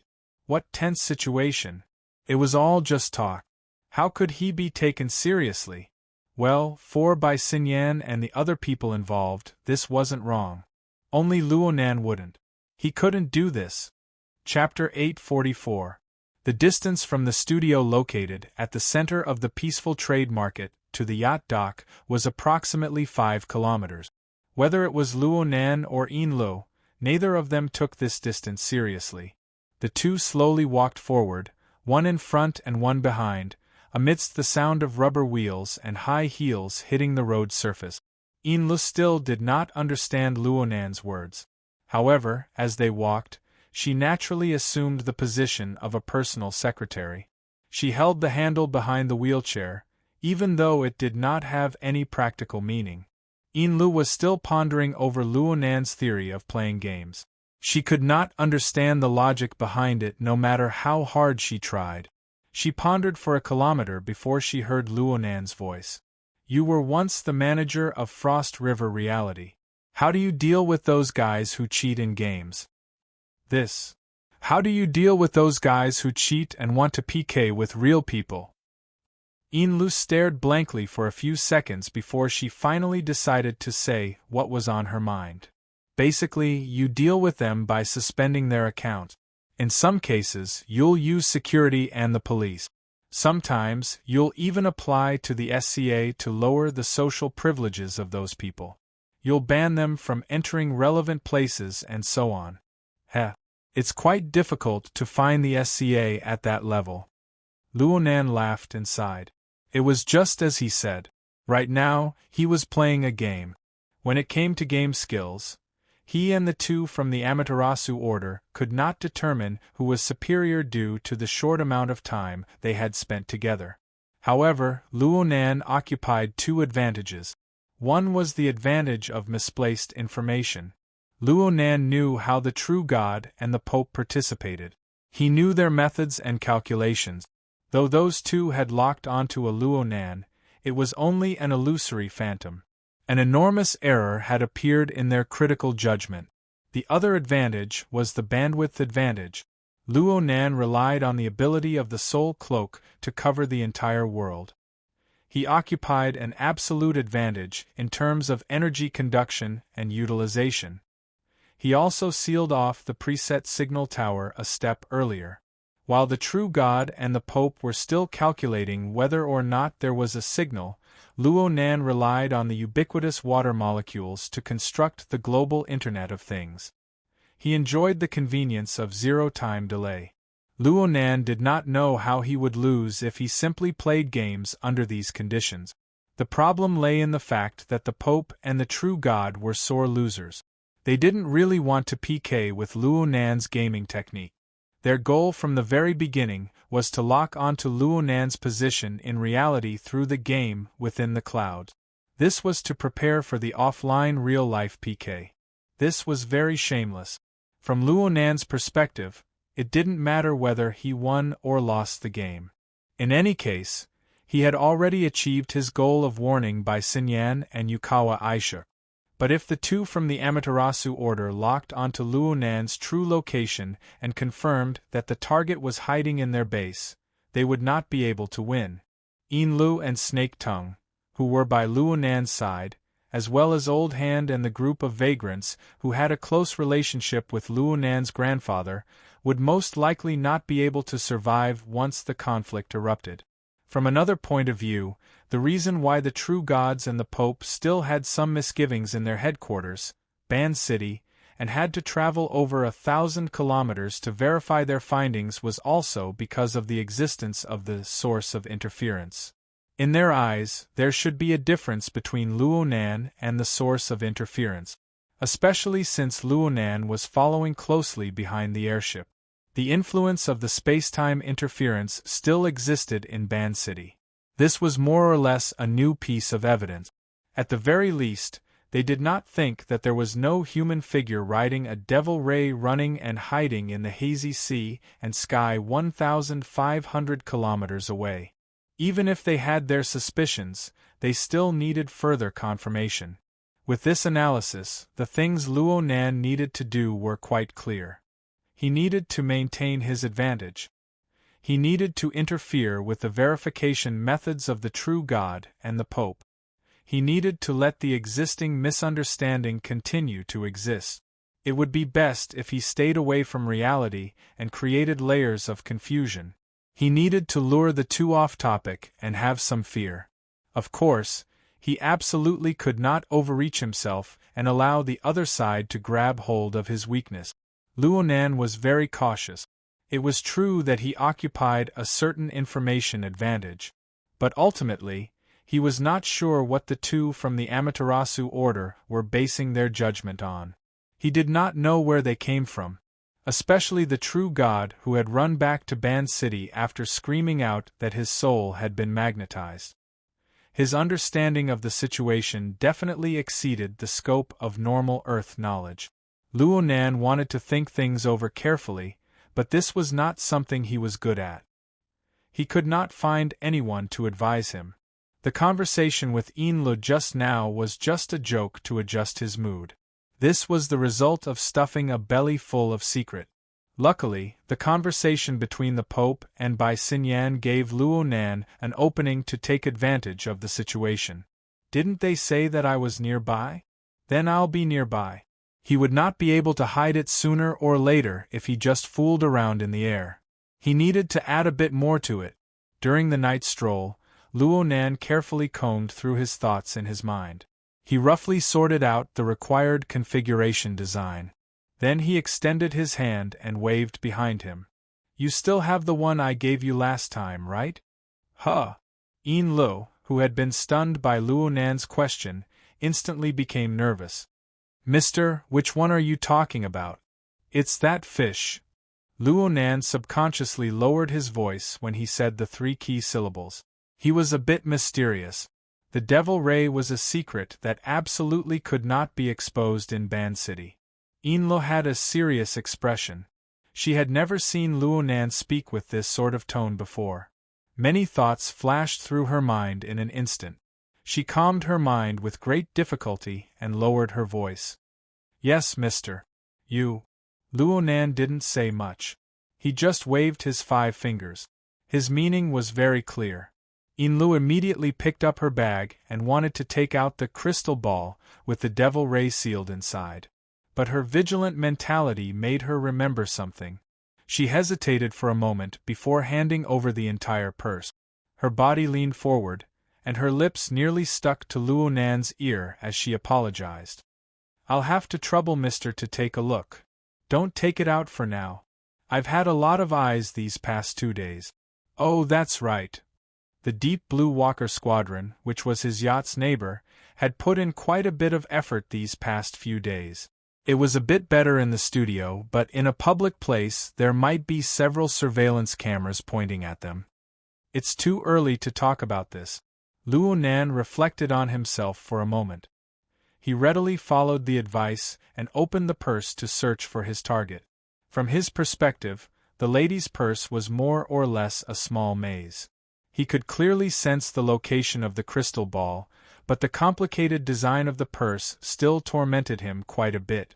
A minute later, Luo Nan extended his hand into the Kuan bag and finally grasped the crystal ball. He felt the marvelous sensation of the crystal ball being indistinguishable between real and illusory. He also felt the instant information that belonged to the devil ray transmitted from the void in between layers. He made a series of fine adjustments to the configuration outline in his mind. Chapter 845.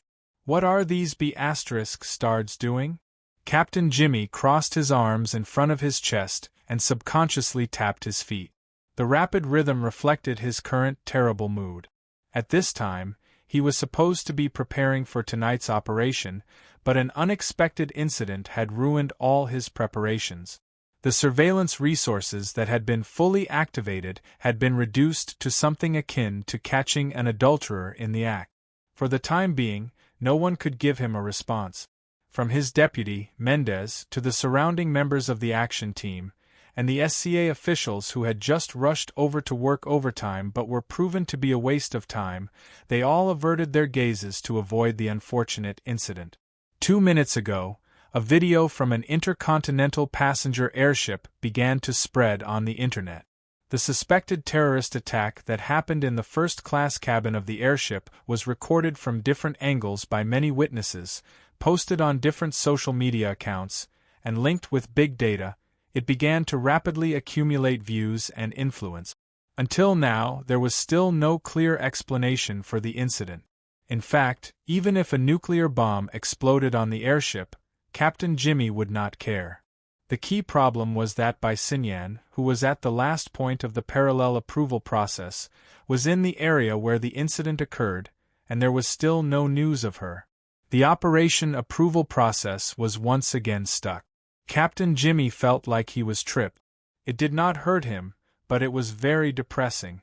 The mission against the remnants of the Soul Cult was actually not difficult, nor was it urgent or challenging. The reason why Captain Jimmy could not forget about it was largely because he wanted to compete with Bai Xinyan. He did not deny this. He finally had the opportunity to use the situation and the procedure to force Bai Xinyan to yield. Victory was in sight, but something like this happened. What kind of luck did Bai Xinyan have? Whether it was reasonable or not, that was what Captain Jimmy thought in his heart. The procedure went into a standstill again.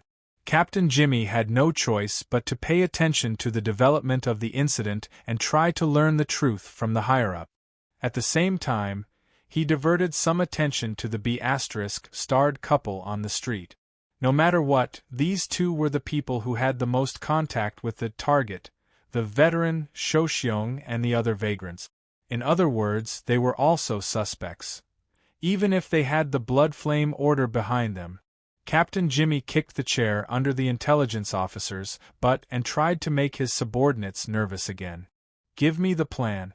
The one numbered A7.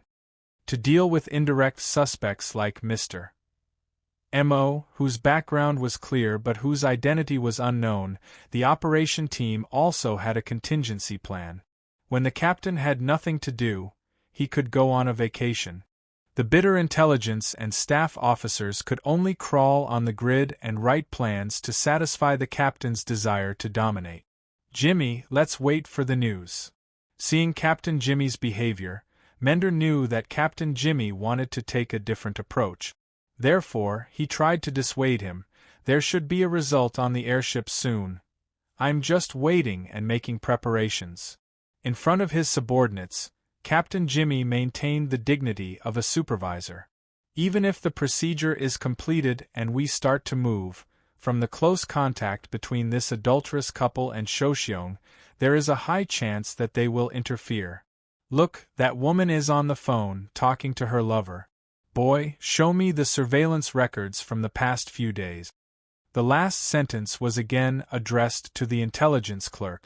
While retrieving the information, Captain Jimmy said to the SCA's Minister O'Hara, "It would be perfect if we could get their phone records." Minister O'Hara's mouth twitched, but he didn't respond to Captain Jimmy's words and actions that violated the law. He could only pretend that he was deaf and mute. Captain Jimmy didn't force him further. Now wasn't the time to be serious. He only compared the surveillance records to find evidence for himself. From the surveillance records, our technical maniac, Mr. Moe, has been working hard in the studio for the past few days. Why couldn't he stay there tonight? Oh, and the big news on the airship just happened. All right, Captain Jimmy's every word exuded an aura of looking for trouble. This was already the consensus of everyone present, but no one dared to point it out. Captain Jimmy, on the other hand, felt good about it, so his words became more and more outrageous. This Mr. M.O.T. City still hasn't found an accurate explanation for why the Bloodflame Order's deputy high priest is so willing to be submissive. Is he actually Lady Halder's lover, or is he the result of that person's sex change? Cough, cough. With outsiders around, Dorr didn't want to speak carelessly and leave something that could be used against him. He tried his best to find more information. From the intelligence, the Bloodflame Order's madam has always been cold and ruthless. She's also a bit mysterious. Maybe this is her backup plan. Backup plan? She has such a high-profile backup plan? It's not that bad. Anyone under the spotlight has to expose something. Then what did he expose? Claw Island. Buddy, do you remember that place? Ah, yes. In the few days that the operation had been stalled, the operation team could only put in more effort into intelligence work. So far, they had already obtained enough information from Mr. Neo and knew that Claw Island was the secret tunnel that the remnants of the Soul Order used to infiltrate. At the same time, they also knew that the island in the lake and the half-abandoned base on it were rented by this Mr. M.O. They even went up to investigate, but other than a bunch of exoskeleton parts and some strange compound materials, they didn't find anything new. Not finding anything is the prelude to a great discovery. Captain Jimmy could come up with over 100 reasons at any time if he wanted to make up a story. The current Bloodflame Order, or to be more precise, Madame Halder's Bloodflame Order, is like a stray dog. They ran from Xia City to T City, and it's said that they aren't doing too well. Under these circumstances, the second-in-command of the Order accompanied this so-called Mr. M.O. to Saka City to purchase property and then conducted research and experiments midway. What a touching logic!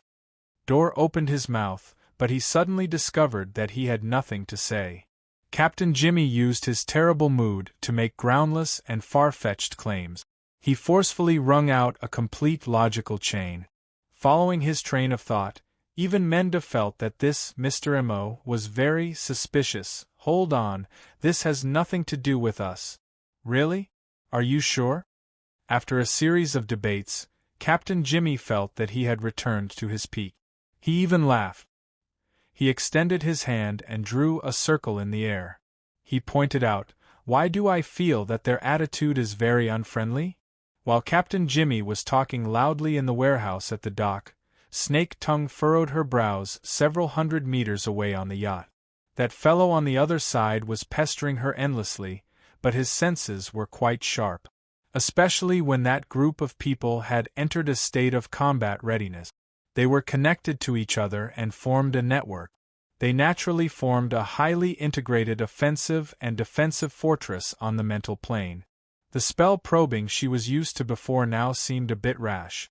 Her surveillance made the other party react, but it wasn't that easy to get rid of it. As an outstanding cursemancer, she was an expert when it came to curses, stimulation, and control of living creatures. At this distance, as long as there were mosquitoes or crawling insects in the warehouse, they could form a monitoring network. They wouldn't be affected by ordinary mental attack. At most, they could see the information directly or indirectly. But she still had to say the growth rate of technology was truly fast. Snake Tongue had dealt with Deep Blue walkers quite a few times in the past. In fact, ever since the Deep Blue platform appeared, it had always been the focus of the Inner World's research. Ability users had very complicated feelings towards this group of people that obtained extraordinary power through the transformation of the human body. Snake Tongue was no exception. But after wasting half a year in the cloud world and returning to reality, Snake Tongue discovered that she needed remedial lessons. More and more characters worthy of attention appeared on the Deep Blue platform. Let's not talk about superstars like Tianbang, who was the #1 person below the extraordinary level. She felt that there were quite a few noteworthy points in this operation team she had randomly encountered. The problem right now was that Captain Jimmy had accidentally hit the nail on the head. He had a temperament of an unpredictable bomb. Luonan might not like this news. Enli's call came in just as she was thinking. There weren't any pleasantries. She just wanted to remind her that Luonan would soon return to the yacht and that she needed to pay attention to matters during this time. It looked like the situation was quite urgent. Halfway through the conversation, Luonan became the one speaking. "Your Excellency." Snake Tongue's attitude immediately changed subtly. She carefully memorized the instructions and repeated them before responding. "Hey, I understand." Snake Tongue immediately got up when the call ended and headed to the yacht's storage area. At Luonan's request, a raw material processing area had been temporarily partitioned off. It was mainly used to process the compound raw materials he used daily, extract nutrients, and the like. Originally, it wasn't that particular, but in the past 2 days, it seemed that he had obtained a series of pre-processing techniques from an expert that could effectively increase his usage efficiency. Snake Tongue was a cursemancer. She was quite accomplished in the field of pharmacology, so she took over this heavy responsibility. She provided Luonan with the rough processing materials he needed for his experiments every day. It was said that these materials were used to make something like a sarcolemma. As she passed by the outer deck, she saw the commercial vehicle that had returned to the dock at Enli's request turn around to pick up Luonan. The capricious orders were clearly controlled by Luonan's flickering inspiration. In fact, the yacht, which had already entered a half-resting state, became active once more under Luonan's will. The crew ran up and down, taking their respective positions. Snake Tongue had just finished preparing the materials she had accumulated over the past few days in the storage area when she heard the low hum of an electric motor. This was proof that Luonan had already arrived at the dock. Afterwards, the yacht would temporarily take him away from this densely populated area and into the depths of North Mountain Lake. Chapter 846. The commercial car went back and forth, Luonan boarded the boat, the yacht left the shore, and the boat drove into the center of the lake. There were no accidents in this series of processes. They were extremely compact, without any buffer gap. Such a rhythm was rare for Luonan, at least from Snake Tongue's point of view. Ever since they got to know each other for a long time, the impression Luonan gave her in most situations was that he spent long periods of time pondering and delving. He was in an illusory and mysterious state of emptiness. Occasionally, they would interact, and he would be cold and hard, piercing into the deepest depths of one's heart. The current scene was more like someone whipping him from behind or rushing to the front to fight an intense battle. Snake Tongue originally wanted to report the latest intelligence on monitoring Captain Jimmy and the others, but she couldn't find an opportunity to interrupt. After Luonan boarded the yacht, he went directly to the warehouse area. He checked the raw materials provided by Snake Tongue and confirmed that they were sufficient. He didn't say anything, but a layer of smoke spread out from his body. The temporarily separated warehouse area wasn't that big. Whether it was Snake Tongue or Lo, they were soon enveloped by the smoke. Their figures became hazy and indistinct. What was this? Lo turned her head in shock, wanting to communicate with Snake Tongue. However, the two lacked tacit understanding in the end. Snake Tongue didn't pay attention to Lo. She just silently watched the roiling smoke beside her, as well as the more detailed components within. Snake Tongue wasn't able to discern too many details because her psychic senses were greatly restricted within this smoke. And the more she delved into the details, the more fuzzy her probing mental senses became. It was as if countless fine blades were sliced into pieces and scattered randomly. They were turned upside down and confused. In the end, she simply doubted her usual self-logic. This feeling was terrible. More importantly, it stimulated Snake Tongue. It made her remember that she had vaguely experienced this scene before. Yes, the cloud world, the mist maze. This was the bizarre location where Luo Nan had attacked, oppressed, and bound Gong Qi. Snake Tongue often boasted that she was experienced and knowledgeable, but she had never seen such a bizarre and despairing world in her entire life. It was precisely there that Snake Tongue and death overlap. Perhaps it was just a hair's breadth of difference. No matter when she thought about it, she couldn't get rid of the feeling of suffocation. It was also there that she completely lost her freedom of life. Perhaps this included the future that she could look forward to. Snake Tongue's gaze shifted and swept over Li's blurry face. This woman was curiously looking around as if she didn't know anything. This allowed Snake Tongue to have an even clearer judgment regarding the mist maze. That place was undoubtedly Luo Nan's top secret. Perhaps it was the core source of all of his abilities.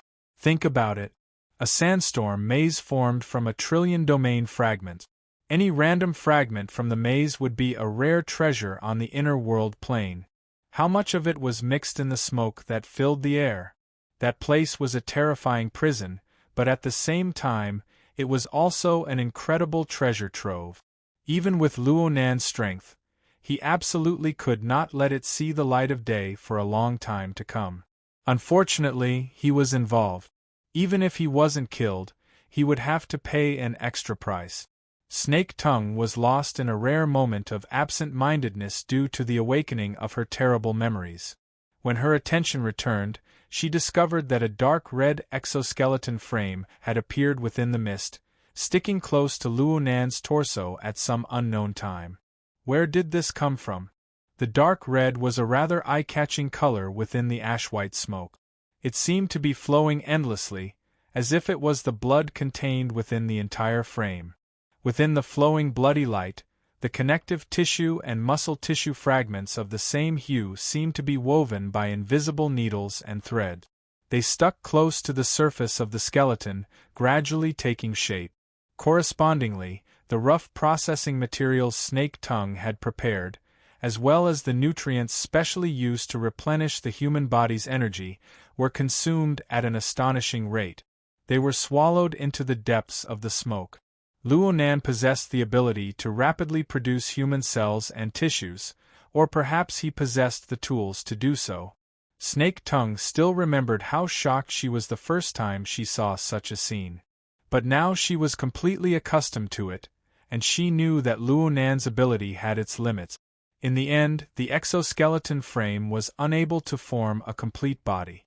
It merely formed a thin layer of muscular-like structure. It wrapped around and covered most of the skeleton, and it stretched and contracted endlessly.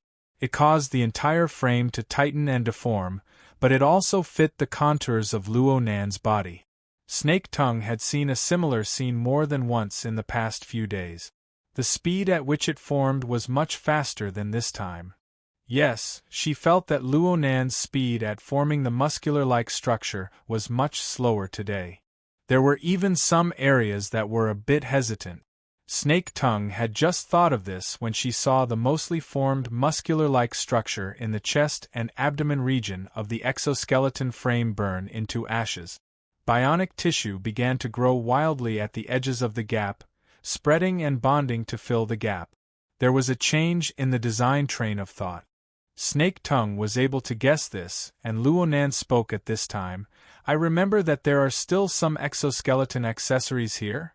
There are, but they aren't as complete as the ones in the warehouse at Claw Island and the hydroelectric power station.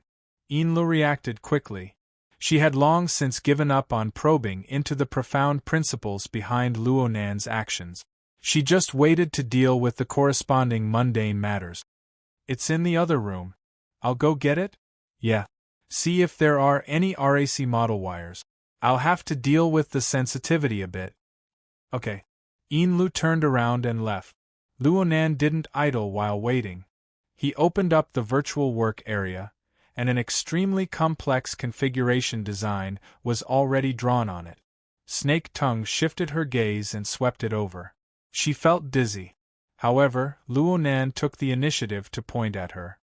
In a bit, you'll have to help me install the wires. I need to make adjustments immediately. I can't free up my hands.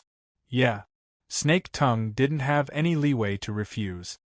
Can you understand the design diagram? I can't. Snake Tongue's response was extremely decisive. This was absolutely not the time to act. Otherwise, she would be the one to lose face in a bit. Luonan could understand. It doesn't matter. This is just a temporary reinforcement. It mainly depends on the finesse of the operation. Just do it step by step according to what I said. Yeah, I still need to explain the basic logic. He made a hand gesture, and the configuration diagram on the virtual work area was simplified by quite a bit in an instant. It revealed a rather distinct three-layer structure of inner, middle, and outer. Right now I'm using the lamination interference technology. According to my research with Dean Wan, this is a kind of disguise technique that uses perfection to imitate imperfection. First, I do addition, then I do subtraction. Right now I'm doing addition. The basic logic is like this. Through the configuration design, I take the imperfect situation of the main body, and through the transition of the exoskeleton and other auxiliary frames, I gradually fill in and make up for it. I map it onto my strongest space-time configuration, forming a relatively perfect mapping. The meaning of this perfect is quite complicated, but it's something like this. Understand? The first thing Snake Tongue thought of was the attributive word, strongest, before the space-time configuration. Why did she feel that Luonan's strongest point should be mental piercing and control? Chapter 847. The victim's abdomen was meaningless. Snake Tongue cleared her distracting thoughts, and her line of sight pierced through the pervasive smoke. She saw that this blurry area still had certain restrictions. After eliminating the influence of obstacles, a relatively complete circle appeared on the whole. She vaguely understood Luonan's meaning. The exoskeleton is basically equivalent to a padding, but it's also an orderly operating system. It filled in the abilities that the body didn't have and increased the power that the body didn't have. The relationship between it and the main body was equivalent to the gear set that His Excellency had mentioned before, that coupling theory. The coupling between the inside and the outside will form an organic whole, amplifying one's own strength and stirring up even greater power in the world. That's right. You were the same back then. You understood it the moment you heard it. Luonan grinned his teeth in delight. He was a bit pleasantly surprised.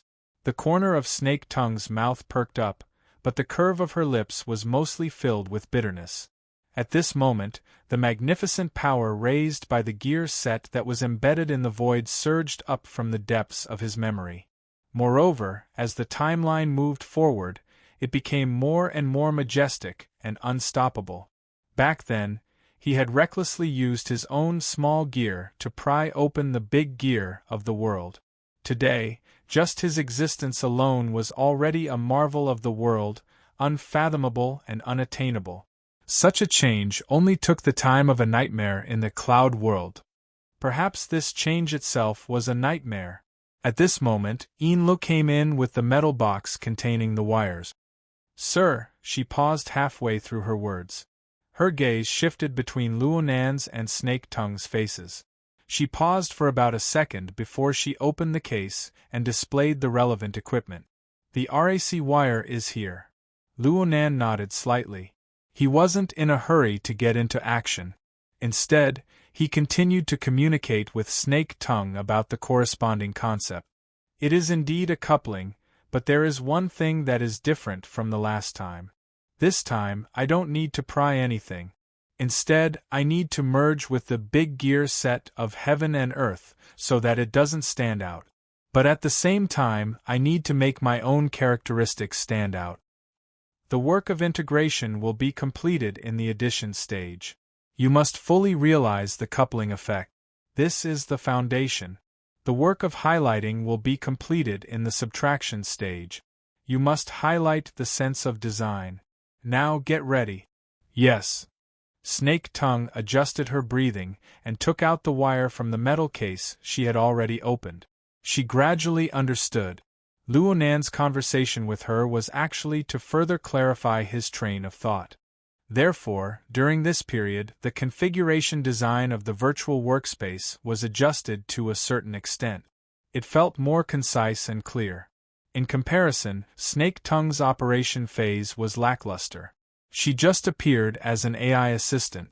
She followed Luonan's instructions and installed the wires in the designated locations. Snake Tongue had installed a total of over 30 wires, and they were arranged inside and outside the exoskeleton frame. They were like a mixture of neurons, muscle fibers, blood vessels, and other functional tissues. Every time a wire was installed, the exoskeleton frame would react, and it was an obvious change in shape. The muscle membrane structure produced by the transformation would also quickly cover it, making it look like a single entity. Snake Tongue didn't have the time to look at it in detail. She listened attentively to Luonan's instructions. She was engrossed in the installation and traction work. When the work was complete, she tried to look at the fruits of her labor as a whole.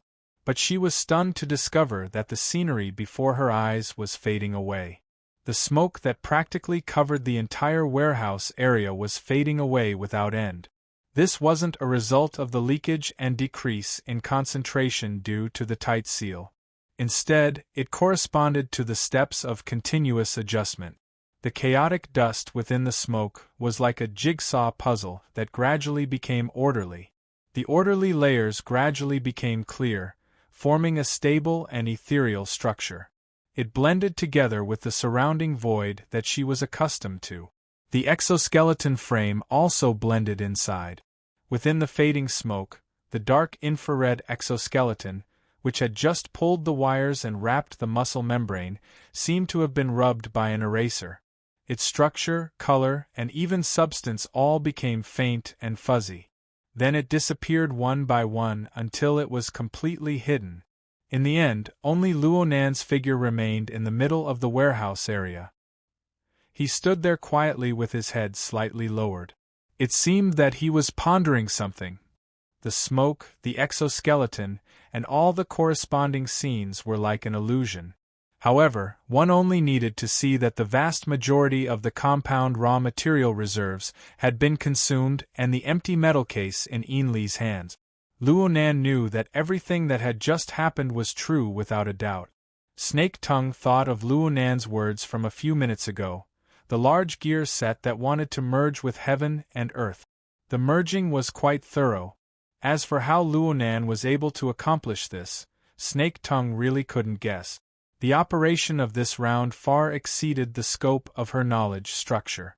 Snake Tongue was stunned, and Enli's reaction was even greater. She blurted out a question. "Is it done?" "A portion. I still need to test it."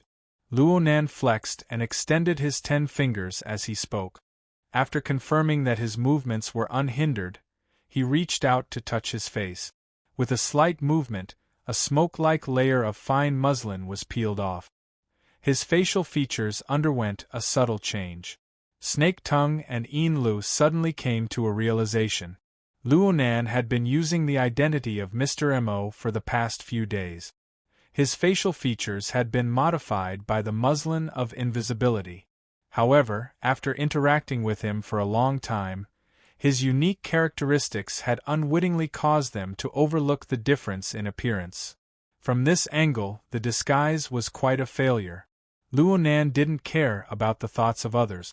He used his fingertips to twirl the muslin in his hand, experiencing the marvelous state that existed between the virtual and the real. Then, he tossed it up. Snake Tongue and Yin Li's attention naturally gathered over.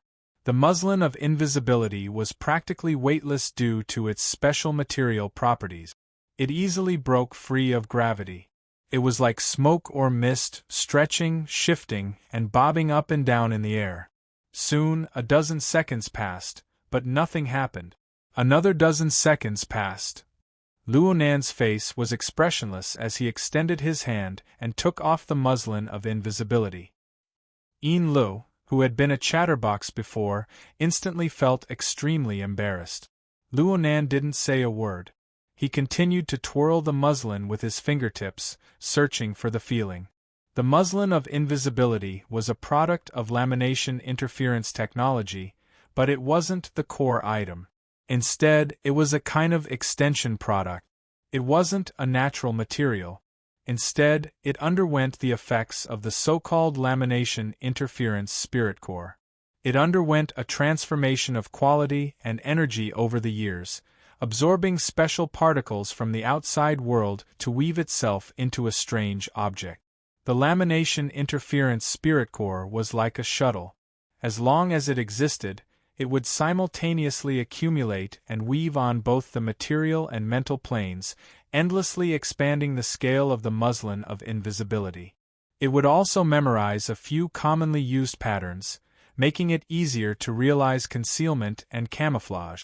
From this point of view, once the experiment of the lamination interference technology was successful, the experimental product would certainly be able to form a special effect with the muslin of invisibility, and vice versa.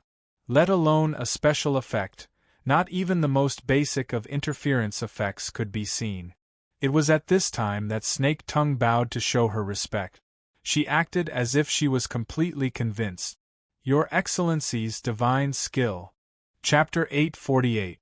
Luonan didn't show any joy towards Snake Tongue's praise. He continued to twirl the muslin and responded calmly, "It can be considered a success, but the design of the spirit core is still a bit lacking." What are they talking about?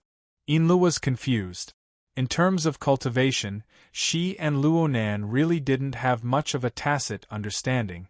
She was able to accept this fact, but right now she was completely excluded from Luonan and Snake Tongue's small circle. She felt far too uncomfortable. Taking a deep breath, Yin Lu adjusted her state of mind and used the most honest method to participate. "Sir, what did you just do? Examine the interference effect between the constructed gear set and the outside world." Luonan chose Snake Tongue's description, and the source came from himself. Seeing Yin Li's blank expression, he explained a little more. "I hope to achieve 2 effects. Oh, it should be 3 effects. The first is that the newly constructed gear set can be seamlessly embedded into the big gear set of heaven and earth. This is basically achieved." Luonan reached out his hand and fiddled with it a few times. He didn't feel any obstruction at all. He gestured to Yin Lu to give it a try. Yin Lu reached out her hand in a daze, and without any obstruction, she touched Luonan's chest. She subconsciously apologized and retracted her arm. However, she bumped into something along the way and her arm was locked down by a solid object, rendering her unable to move. It was also at this moment that Yin Lu realized that there was a slight refraction in the surrounding air with a vague silhouette appearing around her arm. Exoskeleton? This is invisibility. No, it's a void layer. Yin Lu immediately thought of the crystal ball in her bag and the devil rays swimming in it. More or less. The demonstrative clamp was released, and the exoskeleton frame was embedded back into the sandwich domain. Luonan nodded slightly. This is my strong suit, and it's the best state I can reach right now. Unfortunately, the second effect wasn't realized, the connection with the invisible yarn. This means that there are still flaws in the design of the spirit core. Enlu didn't really understand this part, but she finally had a vague idea. She didn't delve into the details and continued to ask, then the third effect is, the game character logs into the internet. Oh, it's long-distance mapping. We still have to try it out. Enli's cognitive network almost broke again. She was stunned for 2 seconds before continuing, long distance? How far is it? Before Luonan could reply, the latest news came from the intelligence channel. Enlu originally didn't want to pay attention to it, but the priority of the information was higher, and it involved the kind of people that needed special attention. The relevant information was directly projected onto the retina. A local bright light phenomenon appeared over the Pacific Ocean. There were signs of extraordinary activity. The intercontinental airships passing through this area were rumored to have been hijacked. The area of the incident was 1,500 kilometers away from Osaka City, and it was highly suspected that the Amaterasu Order was deeply involved. And at this time, Luonan clearly responded, it should be at least 1,400–500 kilometers. Enli's body trembled. At the same time, she could feel Snake Tongue suddenly raise her head from the side. Her gaze focused on Luonan's face. Luonan saw that Enlu didn't have any new questions, so he turned his attention back to the work in front of him. He frowned slightly. I've delayed things a bit. It's impossible to be perfect. Mr. My lord. Enlu and Snake Tongue spoke at the same time. They instantly exchanged glances, but this time neither of them had any intention of declining modestly. That airship, the Deep Blue operation team at the warehouse, has been affected by the airship incident, and their operations have come to a halt. However, that Captain Jimmy has a few unfavorable associations with us. The importance of the information on both sides, including the depth involved, was different from the very beginning. Enlu unconsciously stopped talking and gave way to Snake Tongue. Luonan's gaze also pointed over there. Speaking of which, be it Snake Tongue or Enlu, they weren't too sure about Luonan's degree of involvement in the airship incident. But right now, just by looking at his reaction to the word airship, there was no longer any doubt. Snake Tongue's expression could still be considered calm, but the speed of her heartbeat had unwittingly increased by a level compared to a few seconds ago. Right now, she finally understood the severity of the situation behind Luonan's series of actions. Therefore, she used the most concise and accurate words to summarize Captain Jimmy's nonsense once. Then she expressed her own opinion. With Captain Jimmy's restless mood, it's very likely that he will make a rash move. If Master's current focus of attention is placed far away, we need to prepare a response plan as much as possible in advance. We can't let it become a negative interference. Snake Tongue had already spoken quite bluntly. At the very least, Enlu understood tacitly. If Luonan really wanted to compete with the major powers of the Amaterasu Order 1,500 kilometers away, then let's not talk about how he was going to accomplish this. As the rear, absolutely no problems could happen to Band City. Even in normal times, this would be a very troublesome matter, let alone now. Snake Tongue and Enlu both looked at Luonan's reaction. Indeed, Luonan furrowed his brows. Don't tell me we have to have two characters? This is a bit difficult. Let's deal with the airship first. Could they deal with the other side as well? Even Snake Tongue's level of understanding wasn't enough. On the other hand, Enlu finally had the leeway to use her brain when it came to mundane matters. She quickly said, I'll immediately contact D-City's side and the boss's side. I'll tell them about Mr. Mo's identity. It'll be good if we can interfere with them a bit. As for Mr. Mo, she hesitated for a moment before speaking. Can we first leave the yacht? Temporarily avoid contact with them, just like 10 days ago. Enlu made the connection to Luo Nan's mysterious and possibly world-shaking operation last time. It also began with leaving the yacht. We really do need to leave. What Enlu said was already within Luo Nan's plans. Since she mentioned it, he didn't say anything more. He simply waved his hand. You guys keep an eye on this side. I'll go greet True God and the Pope. If things go smoothly, it shouldn't take too long. Yes.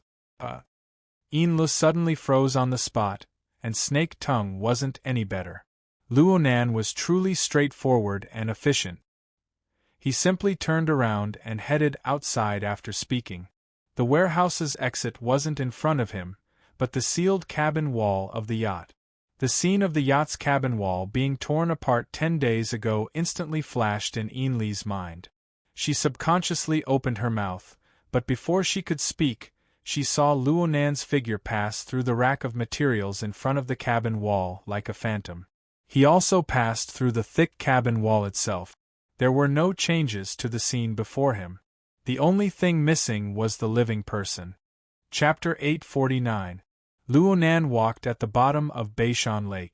To put it more accurately, he rode a self-made bubble to shuttle through the structure of space and time at the bottom of Beishan Lake.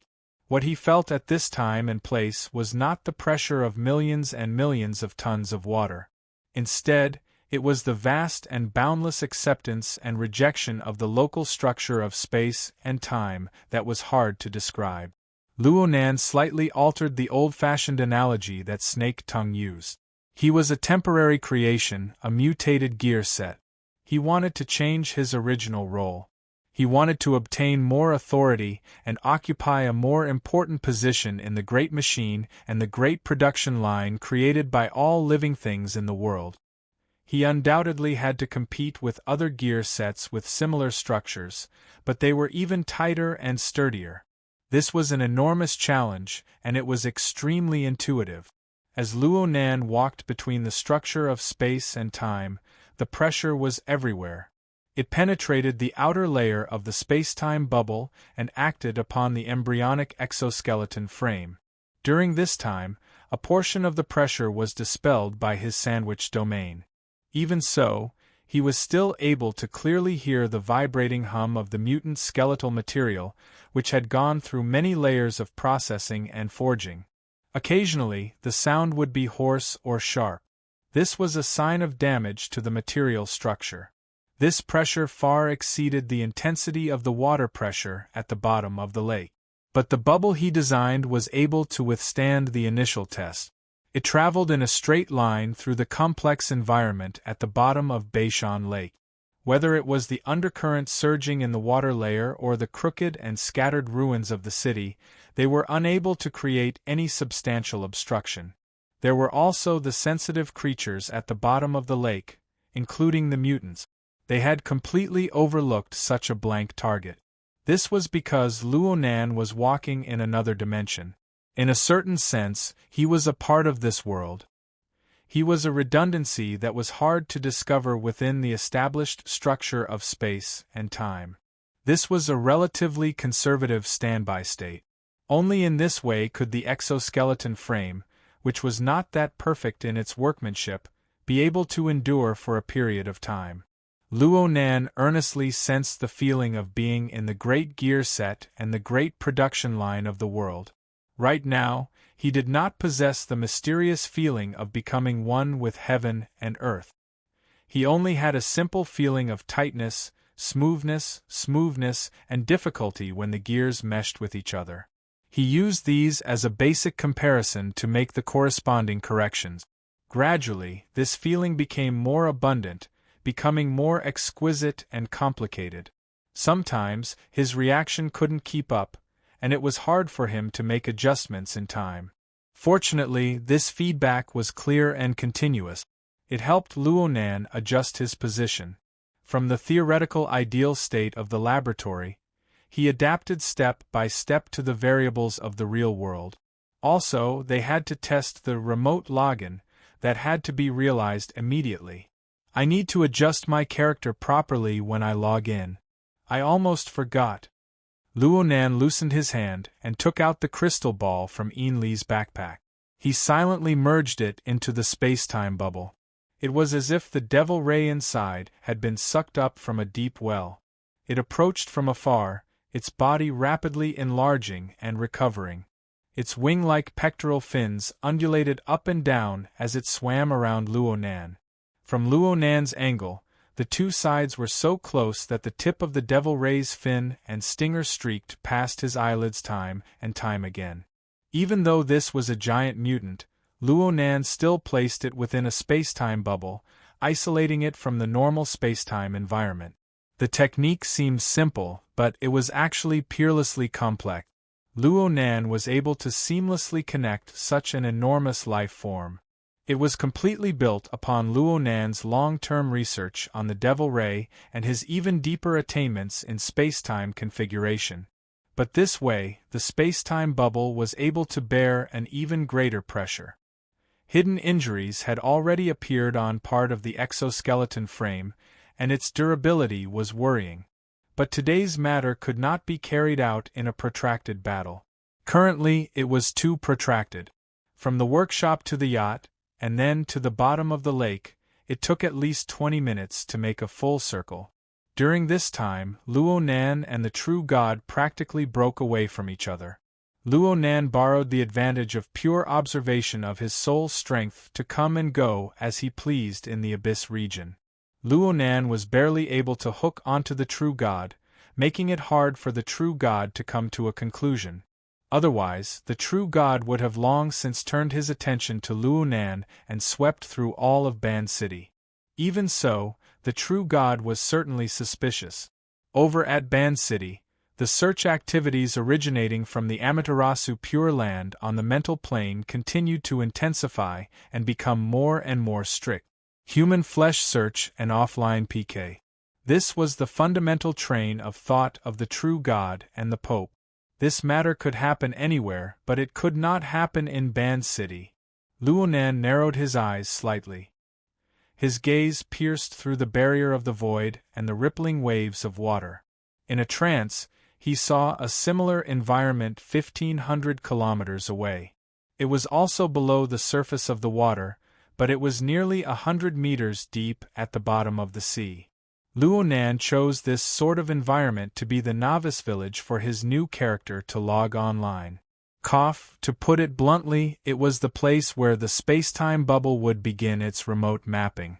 With the support of the Soul Cloak, which covered the entire world and had the condensation ring as its foundation, there was no environment more suitable for exerting power than an environment rich in water molecules. What Luonan needed to do was to borrow the Soul Cloak to project the basic configuration design of his main body over. Of course, his consciousness came along with it. Luonan's consciousness really seemed to have grown from the bottom of the sea 1,500 kilometers away. He was very familiar with this. He often used similar methods over the past few months to project the core of his own concept into the South Pacific Ocean. He borrowed the abundant water vapor conditions there to play hide and seek with the powerful extraordinaries from all over the world. He misled them, embedding the concepts of Enlightenment Palace and a new plane within. Luonan even gave this method a name. It was called Luo's core. From his perspective, Luo's core and lamination interference technology should be equivalent in terms of core. They were both rooted in the configuration system. But the former spent most of their time hiding behind natural phenomena, confusing the public and seeing, forever hiding in the shadows of people's perception. But Luonan relied on the lamination interference technology to become the focal point of everything. He controlled the information that was leaked to the outside, turning the fake into the real. He withstood the multidimensional test of extraordinaries. This required the pinnacle of detail. In extreme situations, the nitpicking of details was never a test of one's attitude. It was a test of technique. The conditions of seawater and lake water were different. There was an essential difference between what was real and what was fake. What was fake was fake. Some laboratory designs would naturally reveal their flaws after the environment changed. The cause might just be the change in air pressure, temperature difference, or even salinity. Luo Nan would never have thought of these details when he was constructing his theory. Even now, he couldn't consider putting all the conditions in. Otherwise, the configuration design would be cumbersome. His head might explode before he could even face a true god. Luo Nan could only rely on the principles of the lamination interference technology and his own attainments in spacetime configuration to add and subtract. He let the negative feedback of the outside world grind away the mistakes and redundant things. He was currently the redundancy between heaven and earth. But in order to achieve this high-level redundancy, he needed to abandon the low-level design. He needed to grasp the elements that were more in line with the essence. He needed an existence that was infinitely close to reality to be placed there. He needed to obtain the natural feedback of heaven and earth. This was a process of constant grinding and adjustment. It was to the point where Luo Nan ignored the passage of time in the outside world. He ignored the concrete changes until the sunlight pierced through the seawater and illuminated the gloomy world. Ah, I've been discovered. Was it that kind of discovery? Chapter 850. The interference power that came from within the light carried a familiar flavor. This was the unique quality of a true god. It wasn't an absolute thing to say. Even though they were of the same system, the feeling the Pope gave off was more or less the same. In any case, it was the kind of bright, dazzling, fully burning, scorching feeling. This power combined with the rules and laws of the great divine treasure of the propping mulberry tree. It was like a propulsion furnace that supplied energy to the propping mulberry tree. It was also like the entire propping mulberry tree was its fuel.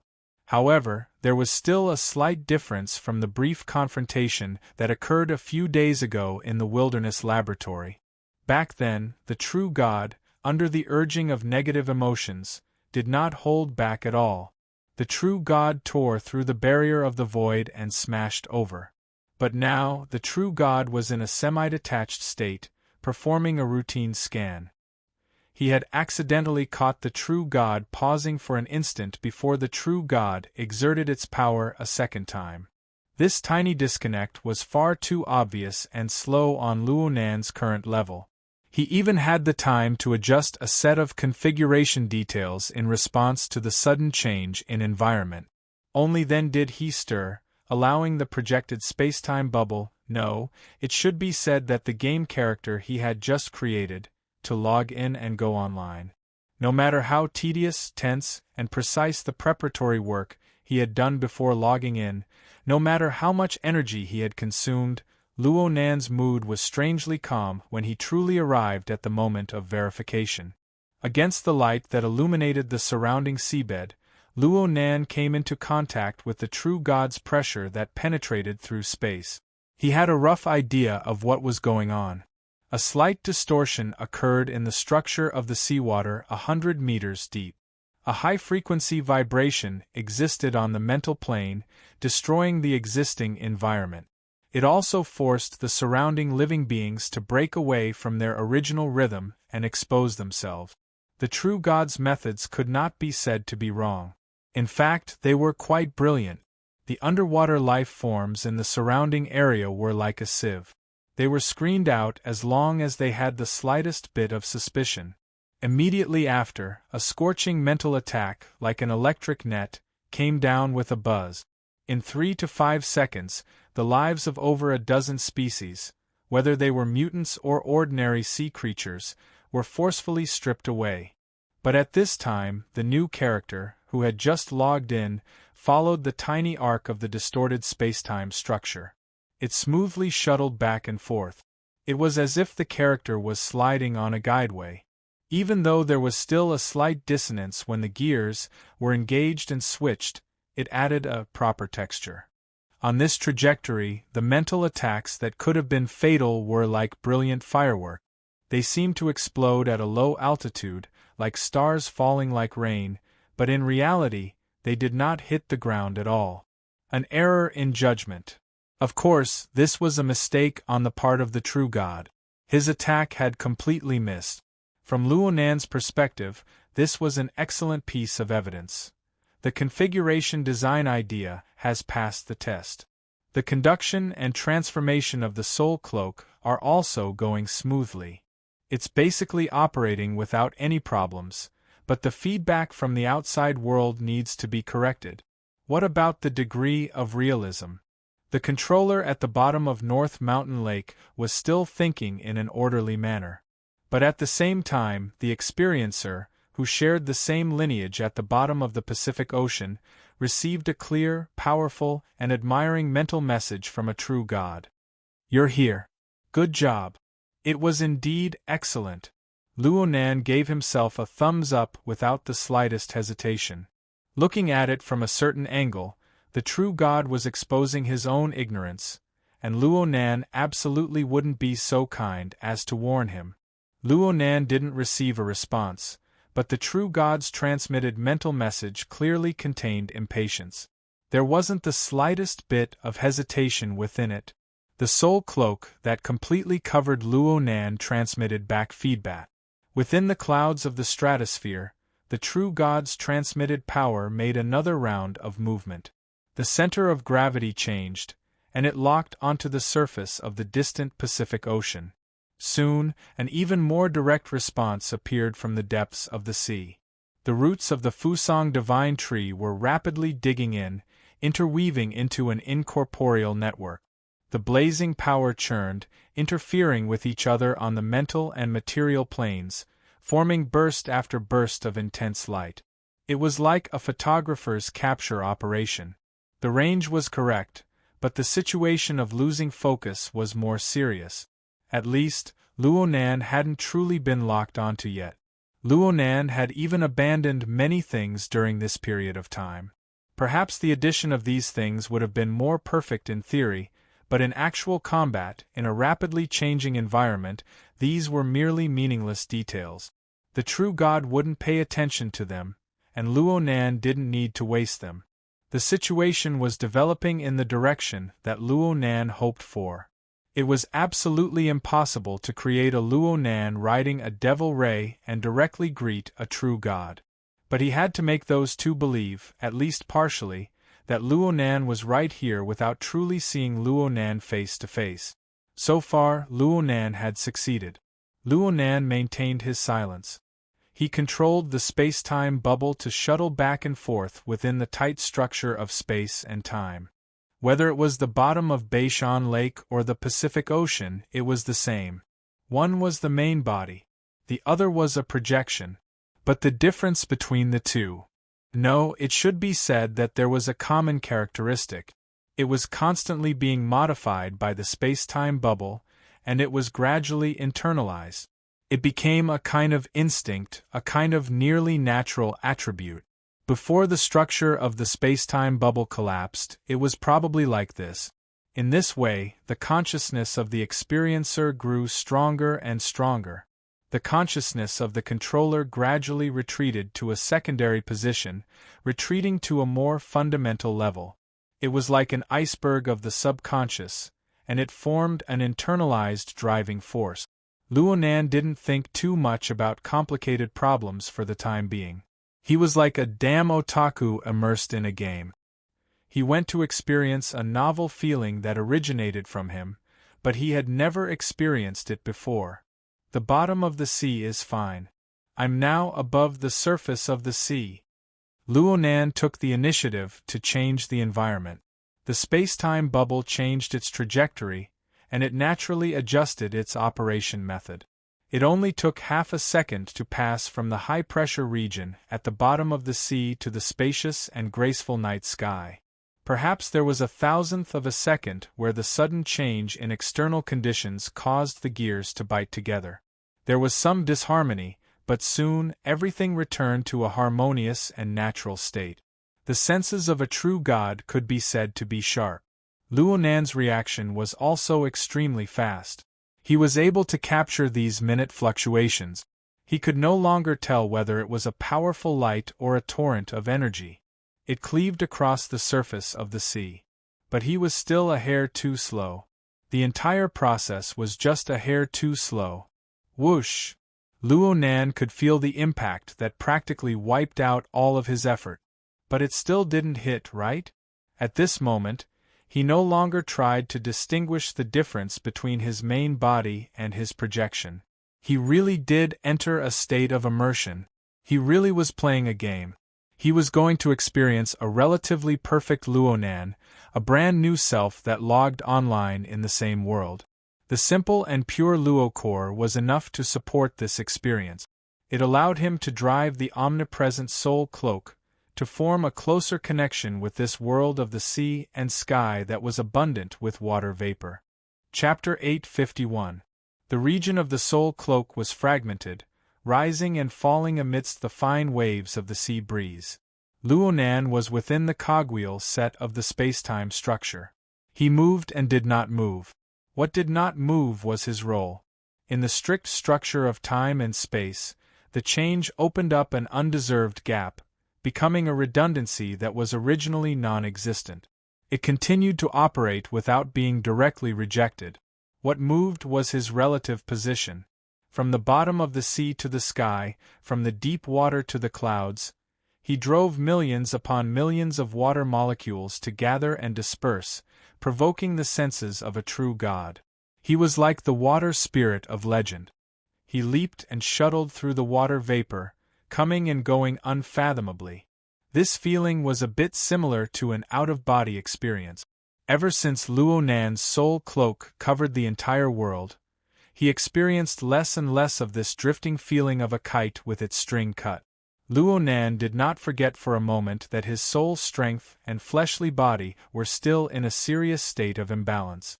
Though he had the soul cloak's vast coverage to help disperse the imbalance, and he had the complex structure of the sandwich domain to provide a buffer, an imbalance was an imbalance. He had to pay attention to the coupling state of his body and soul frame at all times. He had to maintain a difficult balance between his god gear, which had entered an uncontrollable state of explosive expansion, and his body gear, which was limited by its physical nature. Sometimes, thoughts like this would jump out in Luo Nan's mind. I might as well throw away my fleshly body. It's so weak, clumsy, and it always drags me down. Especially when fighting against a powerful enemy. I have to split half of my mental energy to ponder over how to hide this fatal weakness. Of course, the leaping and flickering thoughts of humans were the most unreliable. From a rational point of view, abandoning one's fleshly body was the same as destroying one's foundation in the material world. The mode of existence of life, established over billions of years of evolutionary history, would transform into a phantom of nothingness. Perhaps there would be a certain amount of inertia in a short period of time, making it easier to operate. But in the long run, it was impossible to support the endless cultivation of the future. Whether it was the lessons of blood that had emerged endlessly in the short few decades of Earth, or the rigorous theories of the mysterious civilization displayed by the virtual brain system, all of them emphasized and verified this point from multiple perspectives. Luo Nan was a rational person under most circumstances. It was impossible for the occasional crazy thought to shake the wall of his rationality. He could not let his heart be blinded by lard and step onto a dead end.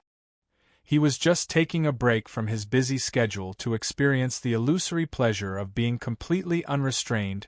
Luo Nan was not completely illusory. In this state, Luo Nan already possessed the foundation of self-sufficient physical laws to a certain degree through the combination and interference of spacetime configurations. In fact, half a year ago, Luo Nan had used the condensation ring to break through the barrier between the mental and material planes in one fell swoop. He had realized the leap from 0 to 1. He had flown at a speed that exceeded everyone's imagination on this great road to the heavens. From the copulation between the condensation ring and the external neuron to the birth of the soul cloak. From the coupling of the divine chakra and the body chakra to the deep sea scene that was the foundation of the framework. Then, in the form of a soul cloak, It completely broke free from its shackles and extended to cover the Earth and many other dimensions of space and time, when Luo Nan's attainments on the mental plane repeatedly broke through the limits of the imagination of ordinary people. The configuration system of the virtual brain system gave Luo Nan a timely path to deepen and feed back. His rapid progress in configuration design, especially in the design of space-time configurations, allowed him to draw support from the omnipresent water molecules of every plane of space and time. He could even draw support from the even more inconceivable structure of space and time itself to construct a material foundation. He could twist the physical laws and temporarily replace a portion of his fleshly body. This gave him a feeling of immersion that was close to reality. Needless to say, there was even the true God, a scene setter. Right now, the true God was no longer making meaningless attempts after repeated fruitless attempts to converse with Luo Nan. Correspondingly, his methods became even more intense. The pitch-black curtain of night between the sea and the sky had already been sliced to pieces by the true God's blazing killing intent. In an area with a diameter of nearly 100 kilometers, a long and narrow band of intense light and lightning was left in the atmosphere. It left marks on the retinas of living beings that were hard to fade away in a short amount of time. The layers were complex and crisscrossed like an inescapable net.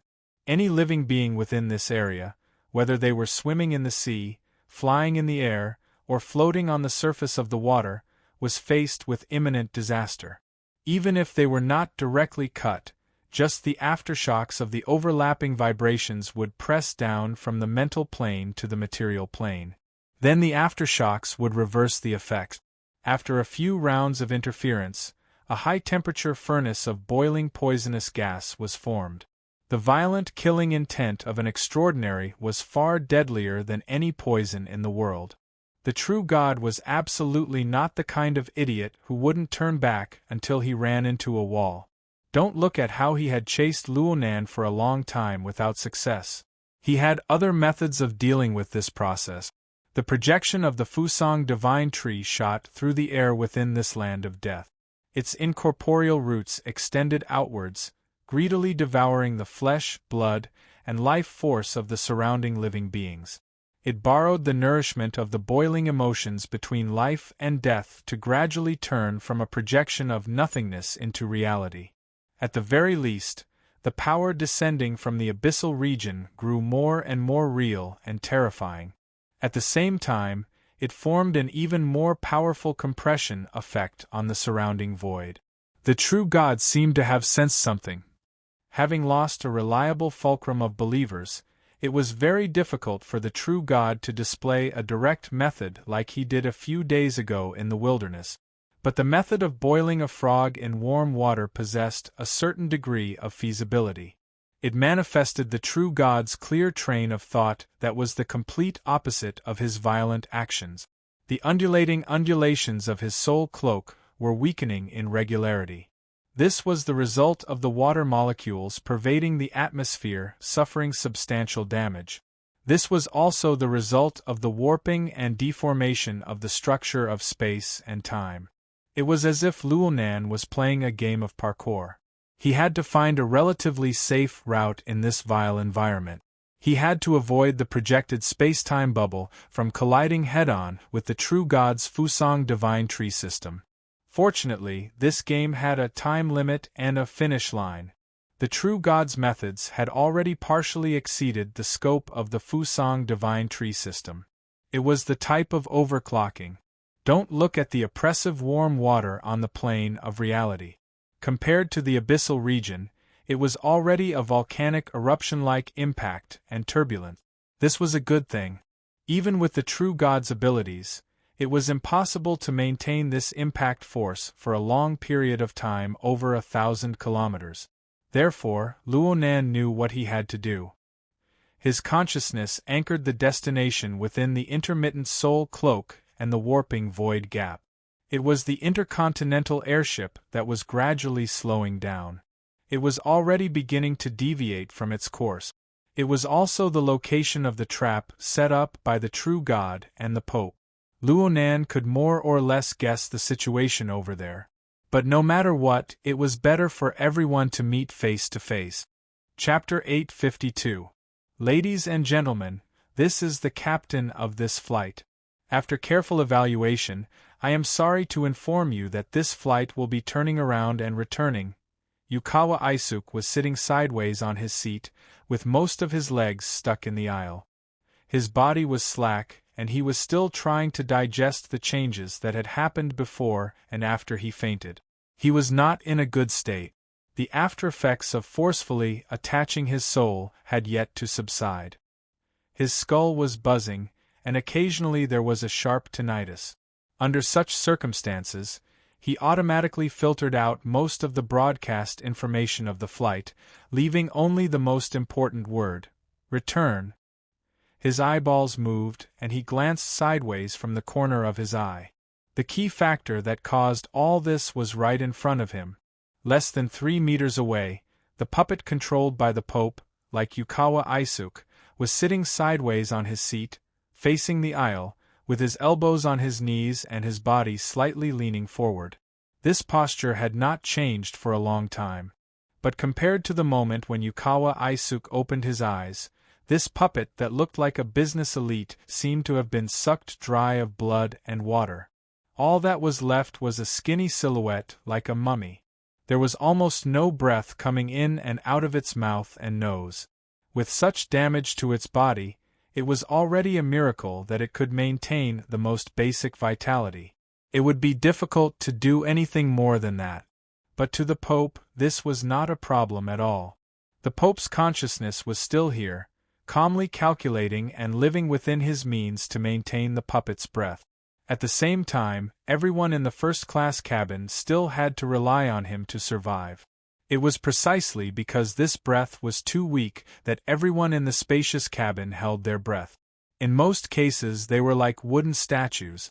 Yukawa Aisuke was the same. No one restrained him, but in this kind of atmosphere, the only things he could use were his eyes and thoughts. In the beginning, he only looked at his surroundings dizzily, passively accepting the drastic changes that happened after the nightmare. As time passed, his mushy brain began to slowly recover, although this kind of recovery first brought about a sense of pain. Yukawa Aisuke saw the virtual workspace in front of the Pope's puppet, saw the mimicry of the spiritual sea, and saw the continuous appearance of chaotic ripples. Of course, he had heard and seen how the Pope taught by Sinyan how to operate the corresponding equipment. He almost didn't dare to think too deeply about the logic behind it. His mouth was full of bitterness. If possible, he hoped to delete all the orders and bargaining records related to the mimicry generator a few days ago, both in reality and in people's memories. However, this was only wishful thinking. Perhaps the relevant information was already placed on the Pope's desk, just waiting for an opportunity to act up. When I go back to Band City, I must— Can I not go back? Speaking of which, it was absolutely impossible for Yukawa Aisuke to leave the Pope puppet's side. As long as he recalled the scene where his mind felt as if he was trapped in a prison, his body involuntarily being controlled by others, fear and despair would follow him like a shadow, and there was no way to get rid of it. With the Pope by his side, Luonan wouldn't come again, right? Yukawa Aisuke adjusted his line of sight and looked at the porthole on the other side of the aisle. The first thing he saw was Kitano Suzuto's stout back. His head bodyguard's mind was no longer on his job. Instead, he was focused on observing the scene outside the porthole. Yukawa Aisuke could understand this. This was because at this moment, there was a strong light burning marks on the airship's porthole from time to time. At first, the marks were blurry and intermittent, but they became clearer and denser. That was, the true God has captured Luonan's position. I hope it's true this time.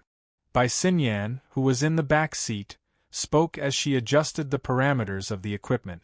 Her tone was very pragmatic, but because she was too pragmatic, she didn't seem to pay much attention to details. As she spoke, the deformed sound of the atmosphere penetrated the airship's armor and transmitted inside. It rumbled in everyone's ears. This was the power of a true god. Who knew if it was his emotions? Bai Xinyan smiled faintly. But there is one thing that can be confirmed. Luonan didn't successfully escape. His judgment was correct. The mummified Pope puppet didn't respond. Clearly, the Pope didn't want to waste his limited resources on idle chatter. On the other hand, Yukawa Isuk's thoughts were still wandering. He subconsciously looked at his wristwatch. 22:42. It had been almost 20 minutes since he woke up. It was about the same amount of time since the most recent capture by a true god.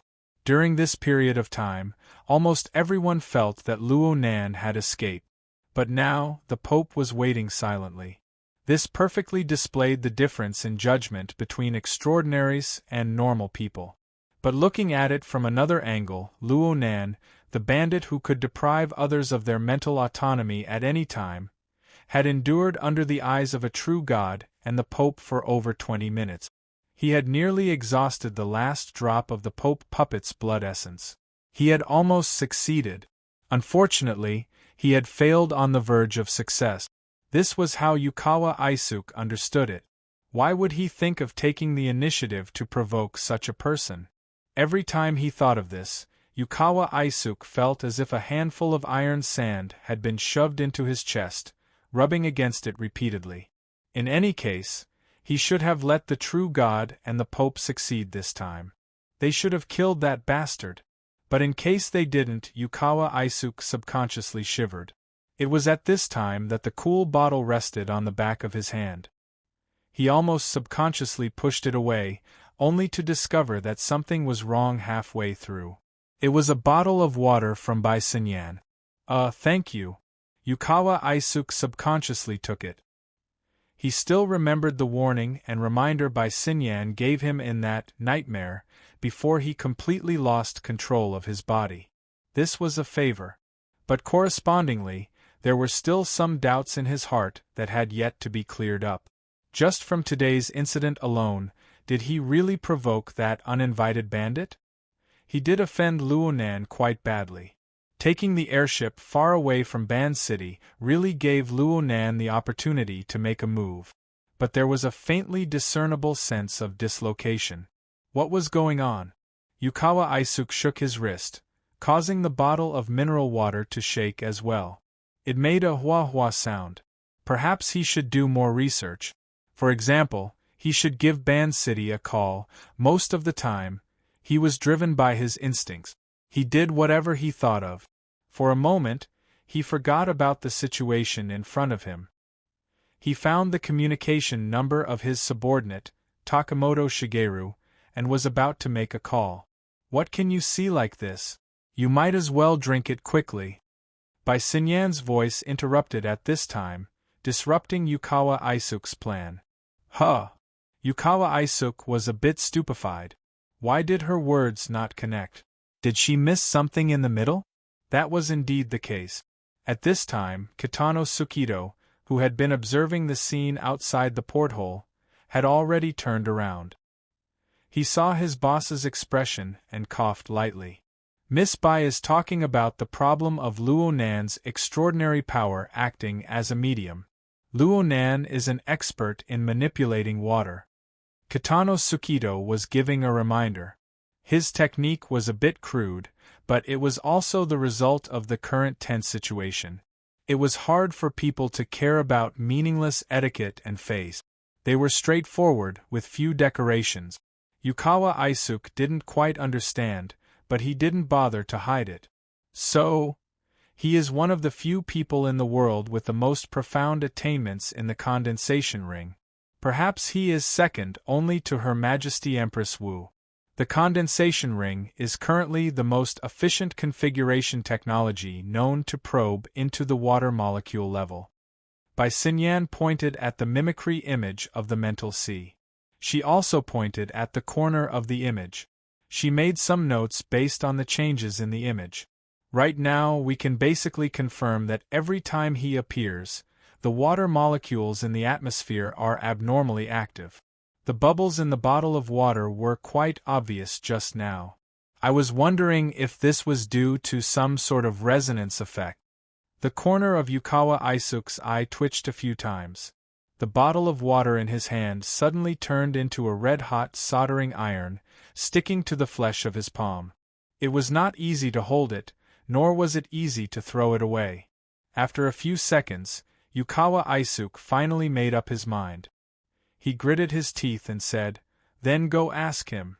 Bai Xinyan smiled. She gestured to Yukawa Isuk to take a good look at the current state of the Pope's puppet. The latter's stiff, mummified appearance was the best reason. Yukawa Isuk took a deep breath. It was strange. After the previous round of torment, the atmosphere that made people dare not even breathe had become lively.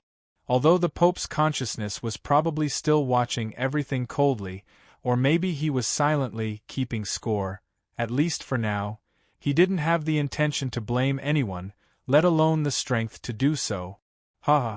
Whether it was a brilliant realization or a broken pot, Yukawa Isuk's breathing had indeed become a lot livelier. The corner of his mouth twitched. He threw the bottle of water in his hand back to Bai Xinyan. "You came to this conclusion after observing for such a long time?" Bai Xinyan caught it firmly. She unscrewed the cap and took a big gulp without any misgivings. She exhaled a long breath, looking like she was drinking fine wine. "I didn't need to observe to come to this conclusion. Since you made a move against him, did you not read Persona?" "Persona? Oh, I did." Yukawa Isuk still had an impression of it. The target of this intelligence analysis, named Persona Mask, was Luo Nan. The information had been published more than half a year ago. At that time, Luo Nan was using the cage theory to sweep away the traditional soul theory of the inner world. It was quite popular for a time, but the analysis itself was a bit secretive.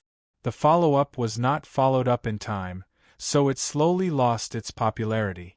The version in Yukawa Isuk's hands also included the comprehensive analysis of various sources by his family's intelligence personnel. The research was more comprehensive than the one on the market. But what did Bai Xinyan mean by mentioning it? Bai Xinyan took a big gulp of mineral water. Her eyes wandered as if she was tipsy. Answer. According to the logic of the Persona Mask, Professor Luo has three basic faces: rationality, strength, and weakness. Which face are we facing now? It's rationality. It wasn't Yukawa Isuk who answered. It was the Pope's puppet that let out a buzzing sound. Chapter 853. Yukawa Isuk confirmed that it was the papal puppet who spoke. The puppet's lips moved slightly as it made a sound. But other than that, there was no other change. The dim pupils were still pointing at the spiritual sea mimicry map. "Your Majesty also watches Persona?" On the other side, Bai Xinyan quickly changed the topic of conversation. Her reaction was lively and quick, a stark contrast from the honest operator a few minutes ago. In fact, ever since Bai Xinyan took the initiative to speak and handed over the bottle of water, her attitude had changed subtly. This made Yukawa Isuk wonder if he was just a prelude to the previous round of conversation. While he was suspicious, Yukawa Isuk was actually listening attentively to hear how the Pope would respond. But before he could do that, another wave of low vibrations entered the cabin. The intensity of the sound wave was average, but it just so happened to resonate with the structure of the airship. For a moment, the cabin windows and seats were buzzing, and the vibrations numbed everyone's limbs and lumbar spine. Obviously, it was not only the first-class cabin that was experiencing this. Yukawa Isuk could already hear the screams from the other cabins. To be honest, Yukawa Isuk was also a little panicked. At this moment, the papal puppet's whisper sounded again in the buzzing vibration.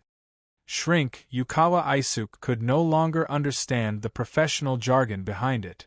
Bai Xinyan reacted quickly and started a new round of operation on the spiritual sea mimicry map. The scale of the spiritual sea mimicry map seemed to be increasing, showing more details. Of course, probably only the Pope and Bai Xinyan could understand it. What Yukawa Aisuk saw was a simple electrocardiogram on the interface, sometimes on the left, sometimes on the right, moving up and down.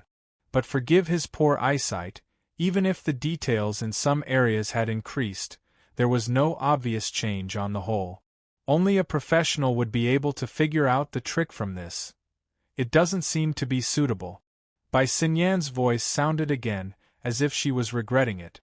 But in the current situation, it sounded awkward no matter how one listened to it. The papal puppet did not make any obvious movement. Beneath its half-closed eyelids, it still vaguely gazed at the mimicry image of the spiritual sea. Just when everyone thought that this scene would continue, a low, mosquito-like voice rang out. "What do you think? It's just not very suitable." The Pope puppet did not waste any more energy to speak, only glancing over with its gloomy and lightless eyes. His cold gaze got rid of the casual air that had just appeared in Bai Xinyan's body. She instinctively bowed, and the smile on her lips became much more restrained. "Please forgive me, Your Highness. I didn't speak clearly. Actually, it was Your Highness who helped me to roughly understand the design of the mimicry image of the spiritual sea. That's how I came up with this idea. If there's anything I don't understand, I hope Your Highness can enlighten me." After talking for a while, Bai Xinyan went straight to the point. "The parameters set up by Your Majesty are based on the airship tourists. It's the structure of the spiritual sea built by the airship tourists. This structure was more in line with the main background from last time in Ban City. The results that appeared were more comparable. But the problem was that His Majesty and the Lord True God had descended. Junior Luonan didn't dare to linger. He fled far away and only played around in the periphery. The structure built by the hundreds of passengers on the yacht was clearly insufficient in terms of coverage. Therefore, I boldly guessed that Your Highness should take the initiative to graft this layer of structure with the power projected by the Lord True God." He forcefully spread it out and expanded its coverage, allowing Luonan's methods to leave traces on it as much as possible. The Pope puppet did not have any obvious reaction to Bai Xinyan's narration. Next to her, Yukawa Aishuk listened very seriously. Of course, he didn't quite understand, but his imagination was pretty good. The scene of the Pope spreading out a thick pancake and sending it to the true God's hands to spin in circles or cast a net to catch fish appeared in his mind. That was probably what it meant. The Pope didn't object. That meant he acknowledged it. Wait a minute. Weren't Yukawa Aishuk and the others also passengers on the airship? In other words, they were also part of the ingredients for this pancake? Bai Xinyan seemed to have heard his thoughts as he let his imagination run wild. She tilted her head and smiled. "Yes. The distance between us and Professor Luo is much closer than we imagined. It's like an oil slick on the surface of the water or a fly sticker." Yukawa Aishuk's expression was a bit stiff. He turned to look at his head bodyguard. Kitano Tsukudo stood upright like a wooden stake. Yukawa Aishuk could get his answer from this guy's reaction. The problem right now is that Luonan's methods are a bit unreasonable. It's beyond my expectations. The Pope puppet's cracked and bloodless lips opened and closed slightly. Its voice was weak and vague, but its meaning was clear. He can hide, and he can counterattack." The voice stopped for a few seconds. It seemed as if it was unwilling to mention it. It seemed as if it was pondering over its words. But in the end, it still determined Luonan's behavior. "It's very pure." Bai Xinyan didn't seem to understand. She asked, "What do you mean by pure?" The papal puppet wanted to continue speaking, but what flowed from its mouth this time was dark red froth of blood. Bai Xinyan let out an She still spoke in a regretful tone. "This body has finally reached its limit. Your Majesty, is there any other way to persevere?" As soon as these words left her mouth, Bai Xinyan immediately received a dozen gazes from all around her. Especially the bodyguards who were trying their best to hide in the shadows. They looked like they were about to collapse. The problem was that their wills were never taken into consideration. that included Bai Xinyan. In the next second, an indescribable shadow filled the eyes of everyone in the first-class cabin. Yukawa Aishuk felt as if he had taken a step into the shade of the branches and leaves under the sun. To be more precise, he himself was part of the shade. He faced the blazing sun while weaving the shadows. Everyone in the first-class cabin was probably doing this. This shade was not meant for them to enjoy. The Pope puppet was completely motionless. Having used up its last drop of blood essence, it had completely turned into a dried corpse. Meanwhile, the Pope's will, which had borrowed the existence of its corpse, conveniently entered the tree's shade.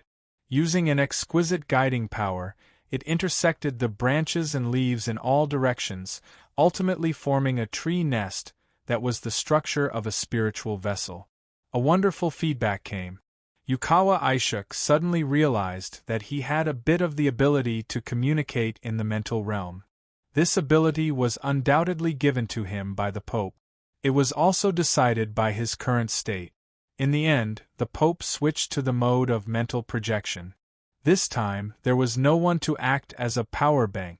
It was probably because the same method was not suitable for a third time. He could only settle for the next best thing. Thus, everyone present, including Yukawa Aishuk, became the framework of the so-called tree nest. As for what the tree nest was, not many people understood. It was because it was a construct on the mental plane. According to Yukawa Aishuk's understanding, the Pope used the magnetic fields of their lives to build a temporary nest or safe haven. This provided the conditions for a weak consciousness to stay in space. No one knew the specifics of the situation.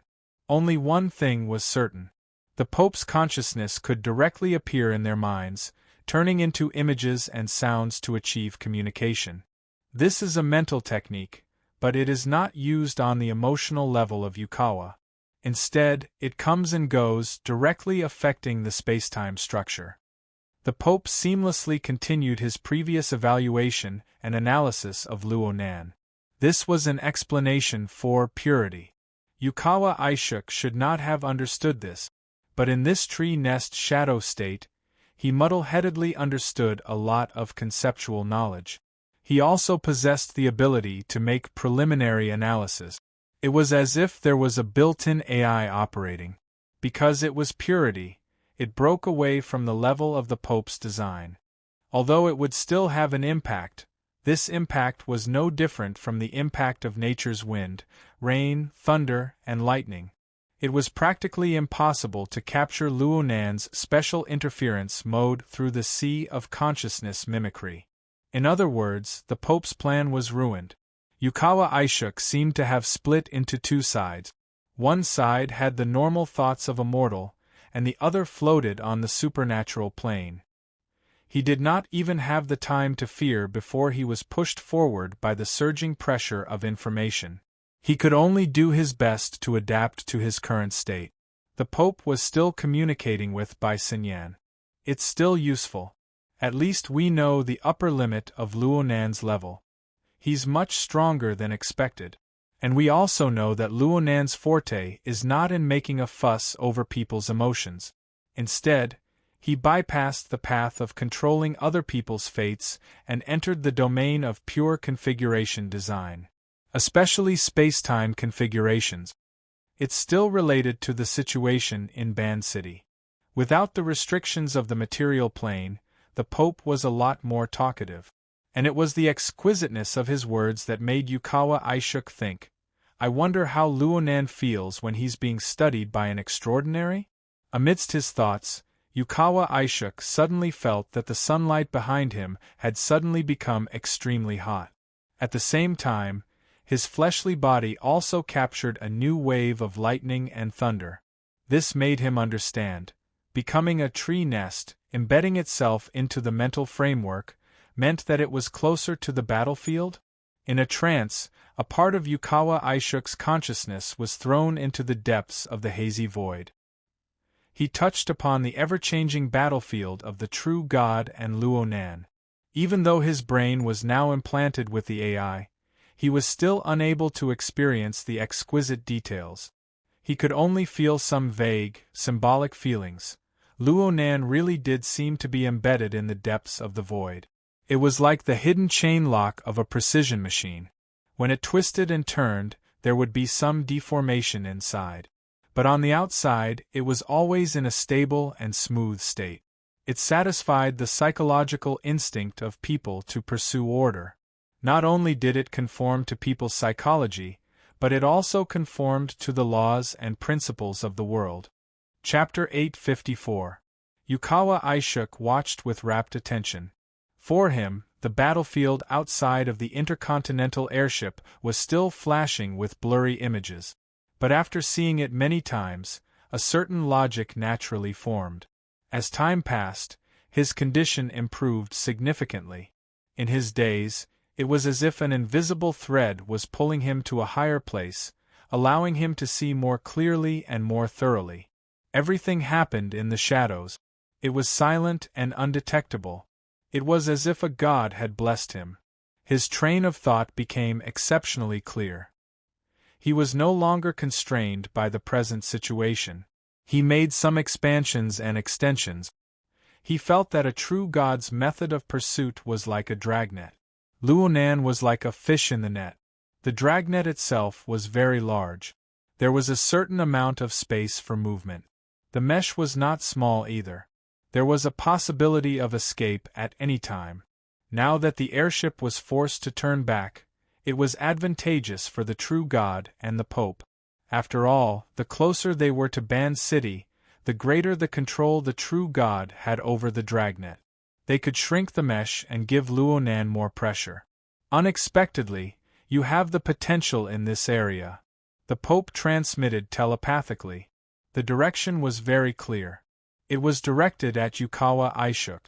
Was he evaluating him? Yukawa Aishuk was startled and chilled. How did the Pope know what he was thinking? Well, it must be because of this damn tree nest. For an extraordinary like the Pope, it was not a big deal for him to use methods like mind reading. But this feeling was more or less the same as Luonan's invasion. Oh, there was still a difference. Luonan was a great thief. He suddenly came. It was unknown what path he took. By the time he came to his senses, he had already fallen into the trap. He was muddle-headed and tied up. The Pope, on the other hand, had an aura of open warfare. It was as if it was a matter of course. I came in and stayed. You do whatever you want. I just stared at you. The degree of perverseness was even. Cough! Yukawa Aishuk cut off his thoughts. He did not dare to think too deeply about it. He forced himself to think about positive issues. For example, that evaluation. In the field of ability users, the Pope's words were more or less the same. Could it be that he really had talent in this area for this person to think highly of him? He had seen too much and thought too much. He was getting a bit carried away. Yukawa Aishuk subconsciously pondered. If he could get through this, perhaps he could focus on developing this aspect? While he was lost in his own thoughts, the Pope gave his evaluation and then conversed with by Sinyan. He's very restrained. He spins at a low speed and glides in neutral. The Pope also used an analogy to describe Luonan's current state. It was easy for everyone to understand. By Sinyan said, perhaps he can only maintain such a low consumption state in the void interlayer, and also avoid direct interference with the true God's power. It's a reasonable judgment, but it's a little perfunctory. It's all thanks to your Majesty's wisdom that I was able to think of these things. However, we are just small fries.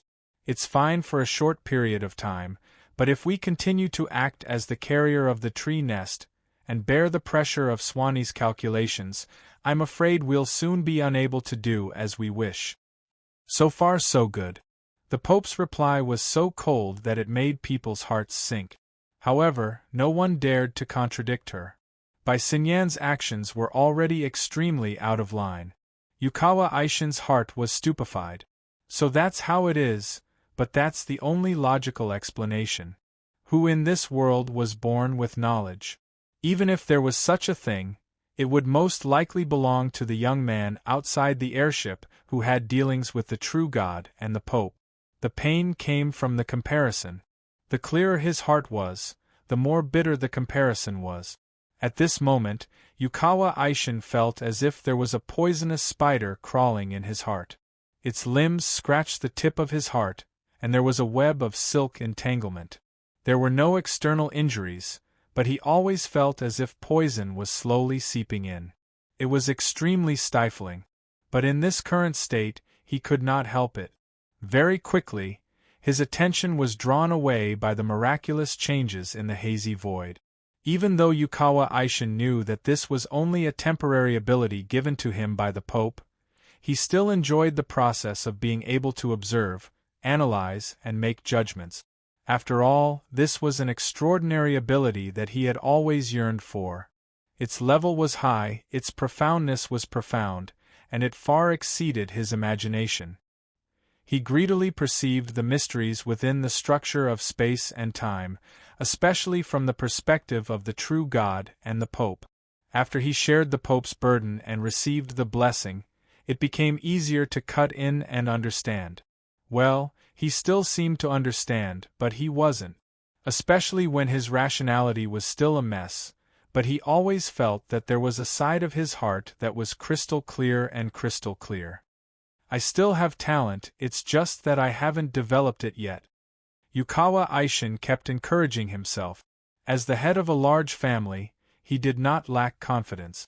It was just that he was forced into a field that he was not good at, and it was inevitable that he would feel inferior. Now, this half-yin, half-yang, suddenly bright and suddenly dark state gave him a reason to convince himself. It also allowed his thoughts to maintain a good state on a logical level. He was thinking again. Judging from the airship's return and the Pope's constant switching of mental states, the two of them probably did not expect the current situation at the beginning. Transcendents were indeed not gods. They also had their limits, be it in terms of strength or calculation. In the past, he had only deduced it in theory, but now he was seeing it with his own eyes. And because of this, he could never become a believer. Deep in his heart, a subtle thought spun. Yukawa Aishin suddenly felt dizzy and nauseous. But his mind was exceptionally clear, and the discomfort in every part of his body was transmitted to him, layer by layer. In an instant, too much information accumulated, and his brain felt like it was on fire. With a muffled groan, Yukawa Aishin curled up into a ball. In the real world, Sinyan handed him another bottle of water and patted his back kindly. "Keep your mind blank, all this information is giving you too much pressure, it's not good for your body to think too much." Huff huff. Yukawa Aishin could only gasp for air. How could he have the strength to respond? "You still need to work on your foundation." The Pope's consciousness came again, like a chilly wind blowing into the depths of his mind. "It's rare to have such talent. Go back to Osaka and train in the Amaterasu heavenly court for a while." Yukawa Aishin's mind was confused, and his heart was filled with joy, worry, and fear. For a moment, he did not know how to respond. In fact, he felt that even if he did not say it, the Pope should be able to dig out these emotions from the bottom of his heart. What he needed was just a superficial statement. Just as he started, the shadow of the tree nest suddenly shook. No, it should be a sudden impact on the physical plane, enveloping everyone and every plane.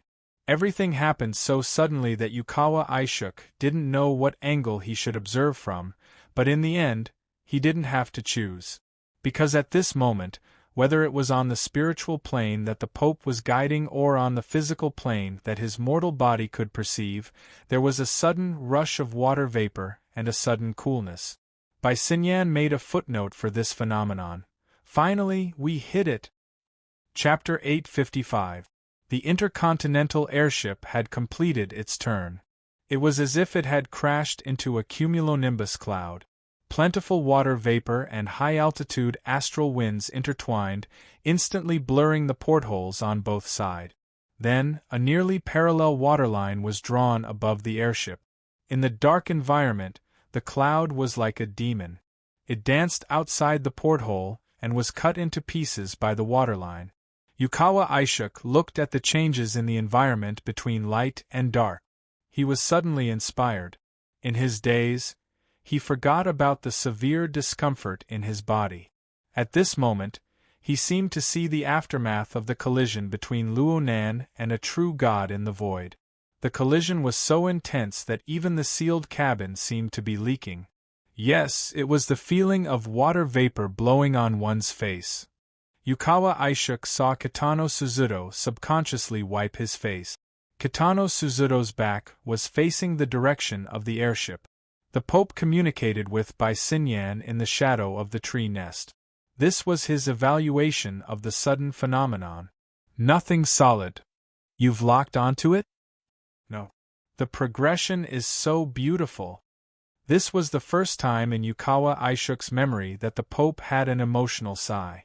For a while, there was no response from within the tree nest until the airship shook again.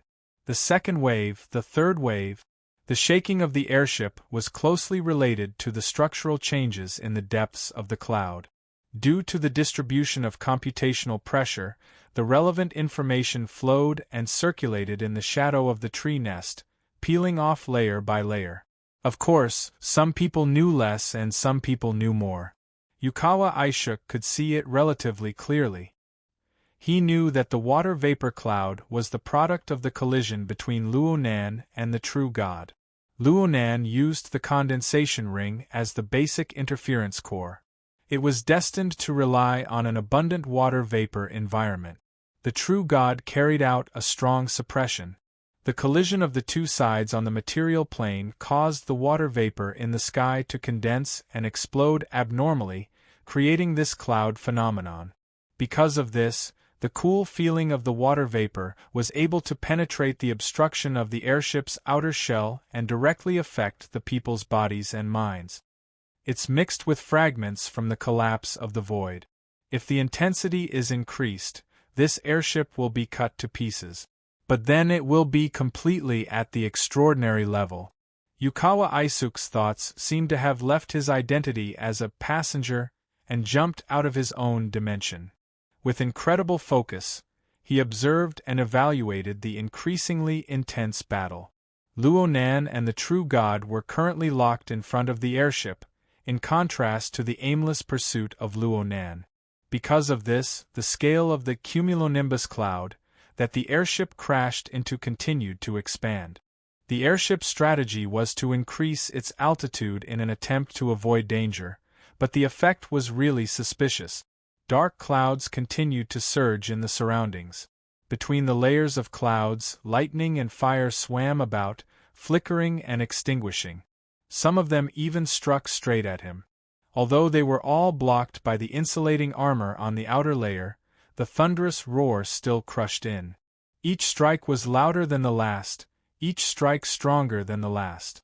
The cries and screams from the lower cabins never ceased. This stalemate was really absurd. According to Yukawa Aishuk's observations, the true god should have locked onto Luo Nan's relative position.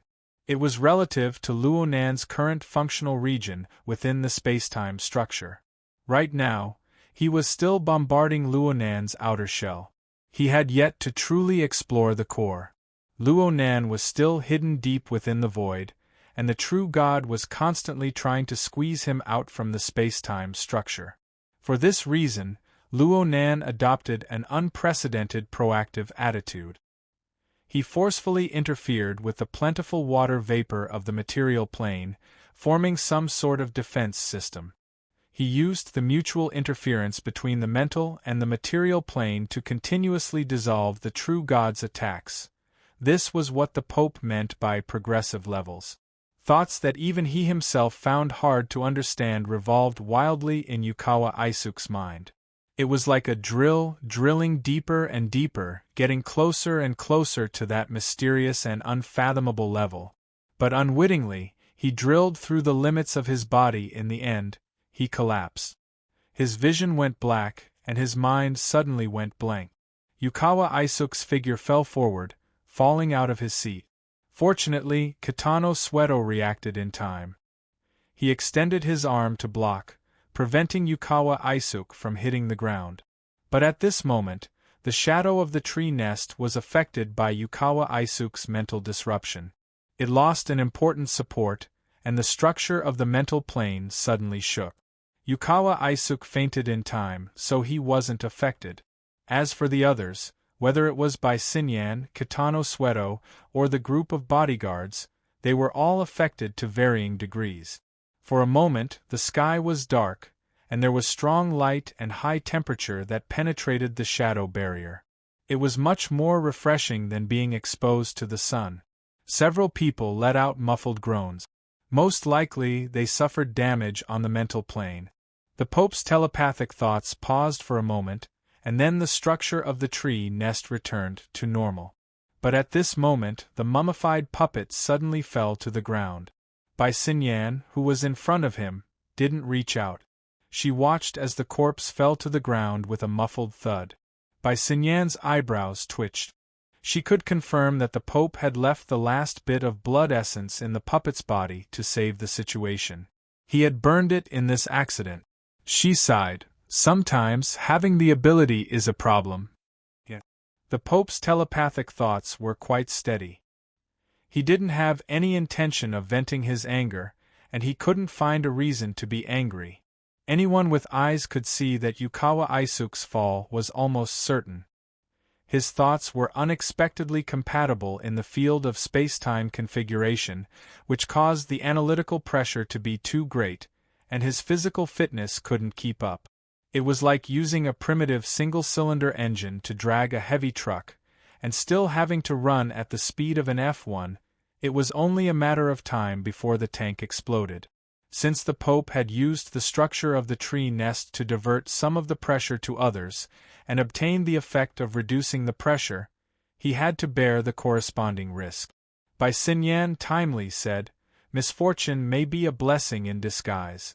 I still have to congratulate Your Majesty on obtaining another beautiful and talented person." In the shadow of the tree nest, she could no longer feel the Pope's emotional response. It was as if he had sunk into emptiness and swallowed the corresponding information.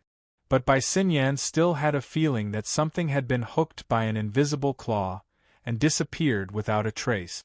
Was it the Pope's firm judgment and confidence? Bai Xinyan frowned slightly. Half a second later, she suddenly stood up, and directly stepped over the mummified corpse of the Pope's puppet, and walked to the front of the first-class cabin. Kitano Sueto, who was in front, was stunned for a moment. He quickly used the opportunity to help his boss settle down to make a path.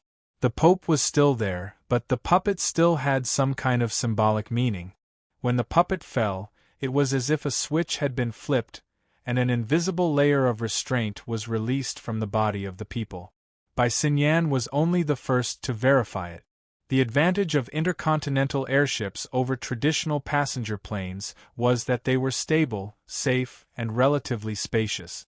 The first-class cabin was also first-class in terms of space utilization and enjoyment. There was even a small observation deck at the front, which was the best view of the entire airship, second only to the cockpit. But it was night-time, and there had been many unforeseen events. The observation deck was wrapped in thick armor, and it was tightly sealed. Of course, this was not a problem for Bai Xinyan. After a few steps, the outer armor was slowly opened under her permission. When Bai Xinyan walked up to the observation deck, footsteps sounded behind her. It was Kitano Sueto. This head bodyguard of the Yuchuan family, even if it was just a physical body, was still a B-level powerhouse. In the structure of the tree nest, he was shouldering a lot of the pressure. Correspondingly, he also had his own thoughts about the situation, but he was just suppressing them. Bai Xinyan did not care what he was thinking. She looked at the dark clouds in front of her. Just then, another lightning bolt struck down from the sky, illuminating the outline of the clouds that were like the precipice of an abyss. The incoming clouds were like beasts and demons that lived among them. They hit the outer shell of the airship and instantly shattered, then reassembled into other demonic shape. After a second, Kitano Sueto, who was beside her, let out a low gasp. Over there! What affected his breathing was not the cloud phantom that was pouncing at him, But an area further away, between the flowing and changing clouds, there was an obvious difference. How to put it, if the outer layer of scattered clouds was peeled off, the central area was obviously also made of clouds, but the outline was sharp, orderly, and full of artificial sturdiness. Another lightning bolt struck down, directly piercing through the outer layer of clouds and bombarding that area. In the eyes of Bisignan and Kitano Sueto, faint ripples appeared in the void. The lightning bolt warped and curled around the periphery of that area until it dissipated. Some of the dissipated lightning eventually broke through, collapsing a corner of the cloud structure. But soon, lightning surged to fill the gap. It was still a square block, but it felt even more sturdy. It was simply a defensive fortification built by relying on the cloud mountain. Or perhaps it was a towering mountain pass in front of the airship. No matter how the outer layer of clouds changed, no matter how powerful the lightning bolt struck, that area continued to be fortified. It gave people the feeling that if the airship were to collide with it, it would most likely be smashed into smithereens. A fortress of the Ring of Blood-Will? Bisignan glanced over. This one sentence proved that Kitano Sueto had done his homework on Luonan. Of course, this was due to the fact that this toy was famous. It only existed in the circle of ability users in Xia City. It was a marvelous configuration design that spread through all sorts of channels. If it were projected onto the plane of reality, it would probably look like this. Bisignan did not object. She just muttered, "The Ring of Blood-Will Fortress?" The two of them spoke one after another, but before they could really communicate, a strong light suddenly burst out of the gloomy clouds. In the blink of an eye, it surpassed the level of lightning. The light was as dazzling as the sun, but it did not follow the trajectory of the sky at all. Instead, it fell straight towards the pass ahead.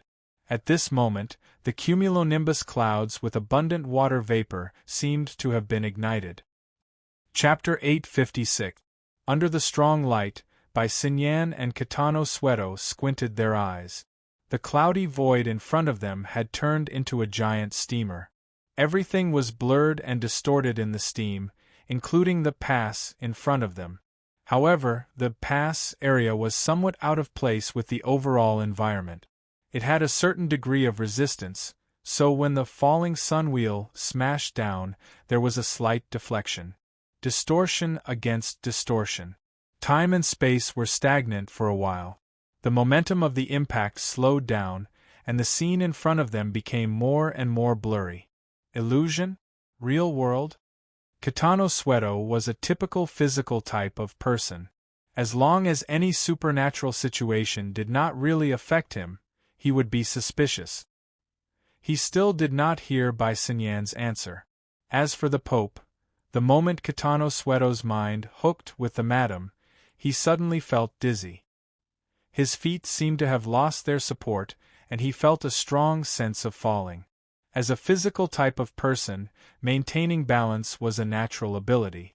Kitano Sueto subconsciously exerted strength in his waist and abdomen, but the feedback from his body told him that he was still standing there, very straight and stable. What was really out of balance and falling was his soul. A blinding light shone in. This time, it was hard to tell whether it was from the real world or the spiritual stimulation. It intertwined with the shadow structure of the tree nest, forming a sacrificial furnace that ignited all the soul power involved. At this moment, the tree nest structure extracted the soul power of Kitano Sueto and the others, and used it for other purposes. It was most likely to coordinate with the attack of the falling sunwheel. This was not surprising at all. Kitano Sueto was not a fledgling. The Pope used the tree nest to include all of them in the spiritual structure, so there must be a deeper consideration. Compared to the usual actions of the Amaterasu cult, what they did today was considered a relatively peaceful one. After all, he was a level B physical type. Although his soul power was not his forte, his foundation was solid, and he was full of vitality. This wave of absorption would not cause serious damage. At the moment, he was only short of breath and dizzy, but his mind was still clear. While he was checking his own condition, the violent vibration transmitted from the void in front of him ran over the tempered glass of the viewing platform and pressed on his chest. The vibration was transmitted from his chest to his brain, so much so that his lips and teeth were numb. He instinctively raised his head, but his vision was dark. It had nothing to do with the blood supply to the head. Instead, in the distant burning cloud, the falling sun happened to have an extremely obvious contraction, and its light was clearly dimming. As the light and darkness changed, the distortion of the void increased dramatically. Kitano Sujito could no longer see anything with his naked eyes. All he could see was the accumulation of complex colors. However, between the real thing and the illusion, there was a vague network that extended in the vast space. Kitano Sutoto captured the most intuitive outline. It was like a towering tree, with branches on top and roots on the bottom. Half of it was visible, and the other half penetrated into the endless void. It also directly interfered with the structure of time and space.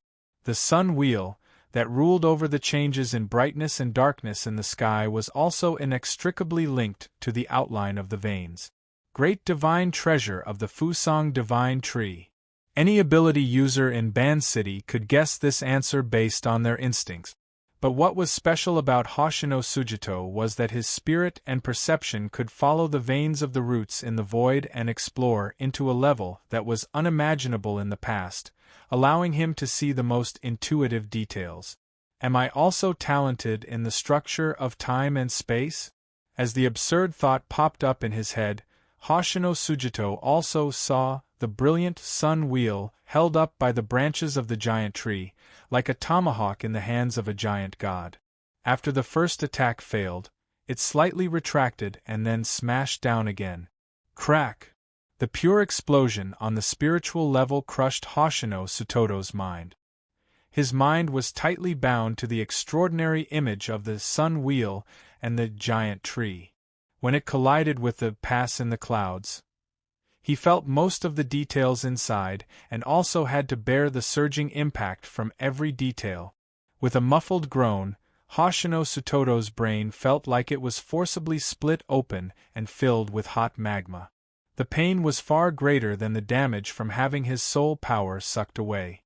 Even with his strong physique, he couldn't resist it. He staggered back a few steps until he hit the door frame at the entrance of the observation deck. His legs were so weak that he couldn't support his body, and he slowly fell to the ground. The self-protection mechanism was finally activated. The sun wheel and the giant tree all turned into meaningless smoke. Even the corresponding memories were blurred. He just followed the inertia in front of him.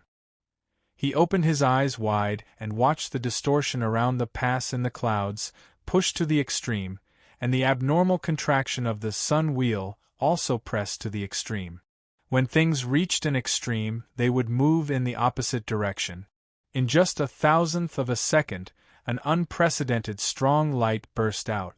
Hoshino Sutoto closed his eyes, but the strong light still penetrated his eyelids and reflected a translucent blood-red color. 2 seconds later, the strong light faded and Hoshino Sutoto dared to open his eyes. Even after the most dazzling wave of light had passed, half of the sky was still as bright as day. The dark night had been torn to pieces and there was almost no trace of it. He saw that under the bombardment of the sun wheel, most of the structure of the pass built next to the clouds had evaporated. There was a large hole in the center with a radius of at least 1 kilometer. In this void environment, the thick clouds that were like towering mountains had become irregular piles that connected the front and the back. Even the other areas that didn't bear the impact of the sun wheel were already riddled with holes. It seemed that if there was another strong wind, it would vanish into thin air. The intercontinental airship moved forward under the bright light. There was almost no cumulonimbus around it. It was like a normal flight. This is really Hoshino Sutoto was confused. Everything that had just happened was beyond his cognitive limit. The self-protection mechanism was still working. All he knew was that the situation had suddenly been pushed to the most intense level.